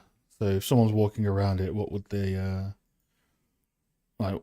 Is it a lookout keep because it's quite small? Is it a maybe like a lower level lord that owns the keep? You know, what's the purpose of this being here? yeah, it's a lookout keep which overlooks the ocean, the sea. Yeah. Like I thought about what is it also, that there's like a manor what is it, a lord living there. But I think for that I'm not quite sure about that yet. Like I do tend to have like the first idea more with like just a few people that are living in the garrison. Yeah, and kind of like waiting for something. Okay. Yeah, you want to make sure that's reflected in once you start texturing and doing it and making it and stuff like that. So, yeah, if there was a lord living there, maybe the top of the tower would have stuff in, but it sounds like it's more of a scuffed lookout tower that's kind of like not well maintained. So, making sure that's reflected in the set dressing and whatnot, and the way it's dressed and all that sort of jazz as well. Yeah. We'll see. We'll see. Yeah. There's Not- quite a not few completely opportunities sure in about here it. as well once you start meshing it out for a higher sort of camera focal lengths and whatnot. So Mm-hmm. and just make sure that whatever path comes out of the building looks like the horses could walk out and stuff like that. So Oh yeah. if you ever render from there anyway. So yeah, let's get these Mhm. references mapped to which areas they're going to be and how they're going to look, and then I know you're starting to look into adding some NPCs around to try and take it to the next level with it looking lived in, so it just doesn't look empty, and all that jazz. But cool. I think it's playable. It's move aroundable, which is good. So I would probably detail this out a bit more. I think this needs an image of each area putting next to it, ideally. Mhm. So just to make it super straightforward, especially Yeah. for you as well to know what you need to do. So wherever that is, I don't know, just put it next to it and outline it. Maybe do some estimates on how long it'll take for some of them. You don't need to track it, but have a real track one. Have a good think of how long it would take to do something, and actually see how long it takes for one or two assets to build up your estimation skills. Yeah, gotcha. But yeah, so okay. What?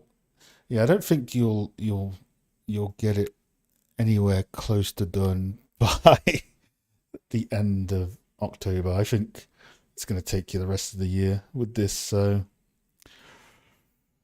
but in all seriousness, memes aside of timelines and countdowns, like you're basically starting again, right? So I think this is going to take. With your work pattern, this is going to take you up until.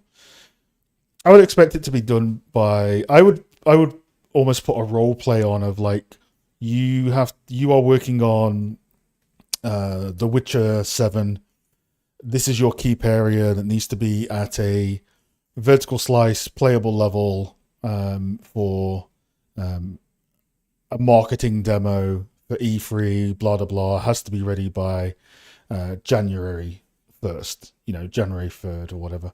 That's what I frame this as. So this level is going to be showcased to marketing and gameplay. They're going to walk around the level and say, this is one of our levels for Witcher 5 or Dawnwalker, so and so. That's a framework, and you're grey boxing throughout most of September, and then towards the end of September, you almost need sprints, right? If you really want to put structure and plan this out into what you're doing, you need like it's going to look really scuffed, but you need like a nice, neat version of this, and then this is like September. What comes next? October. November. You need a good-looking version of this. Basically, you need like a timeline. So basically, an Excel sheet. I'd do it visually in Miro, to be honest. Gotcha. And you put in here, this is like where you're gonna do grey box production. Oh shit! I missed December. Polish. So just put it with some images and stuff. So I would try and get this pretty much completed by January, whenever thingy-majig. So January 5th. Gotcha. This needs to be done and dusted. So you need to come up with some milestones, or I can come up with some milestones for you if you want off stream, and I can say that certain dates I want to see certain things, or if you don't want that pressure, you can just take January and do whatever you want. So let me know off stream which one you want to go for, and we can set it up. Oh, gotcha. No, But this direction is nicer, I think. So I think this is direction we go with the things and utilize Houdini throughout, and then Substance, and then we'll take it from there. Sorry, I haven't been catching up on the chat. This project is too massive. It's just the interior metal. It's not the whole thing. But yes, even the interior is a bit of work, but it should be doable within that time. Is this a Nordic environment? What's the timeline of this environment? What is it? What is the medieval 13th century inspired Northern European environment. That one. Close to the ocean, yeah. That one. Yeah, I'm sure Leo will. Well, it's a pretty small one, so I'm sure you'll find some camera angles throughout. For a scene like this, just take maybe three buckets that never move, and keep those forever. And then they don't have to be your beauty angles, and then whatever screenshots you want to do over time, because it'll be good to see this. Obviously, exactly the same bucket over the next few months. So I'd have one above and then one in the main courtyard. So maybe 3 max. And those are like just your tracking screenshots. And then any other screenshots you do, it doesn't like could be any angle, but those are like your timeline tracking ones just for audit purposes. Gotcha. But cool. Cool. Any questions you want to ask me? No, I think everything can be added like off screen. Yeah. Cool.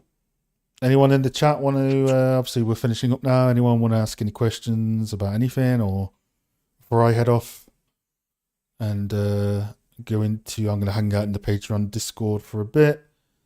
Just a reminder: you can join for £5 a month, and you get quite a few things. Access to Master Talks, 1 video a month, Discord, feedback on these streams, active voice chat, and access to these 2 Master Talks that we've had recently from CD Projekt Red and Playground Games, Sarab and Thomas.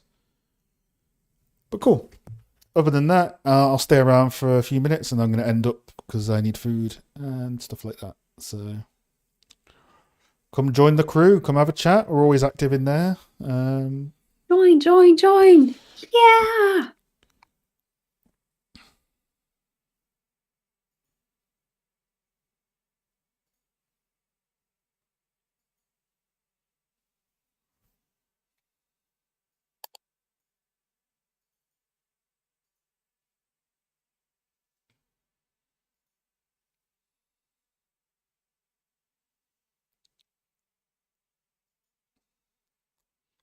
Slate was the top fan today with 175 XP. Then it was V, then Leah, then Metal, then Astro, and then a bunch of other folks that they might not want to be named. So I'll keep... Leah is ambushing. Ah, Yep. yep. It is I. I'll see you guys next Thursday. If you're on the Patreon, I'll see you in the Patreon Discord community. It's good chatting to folks as usual.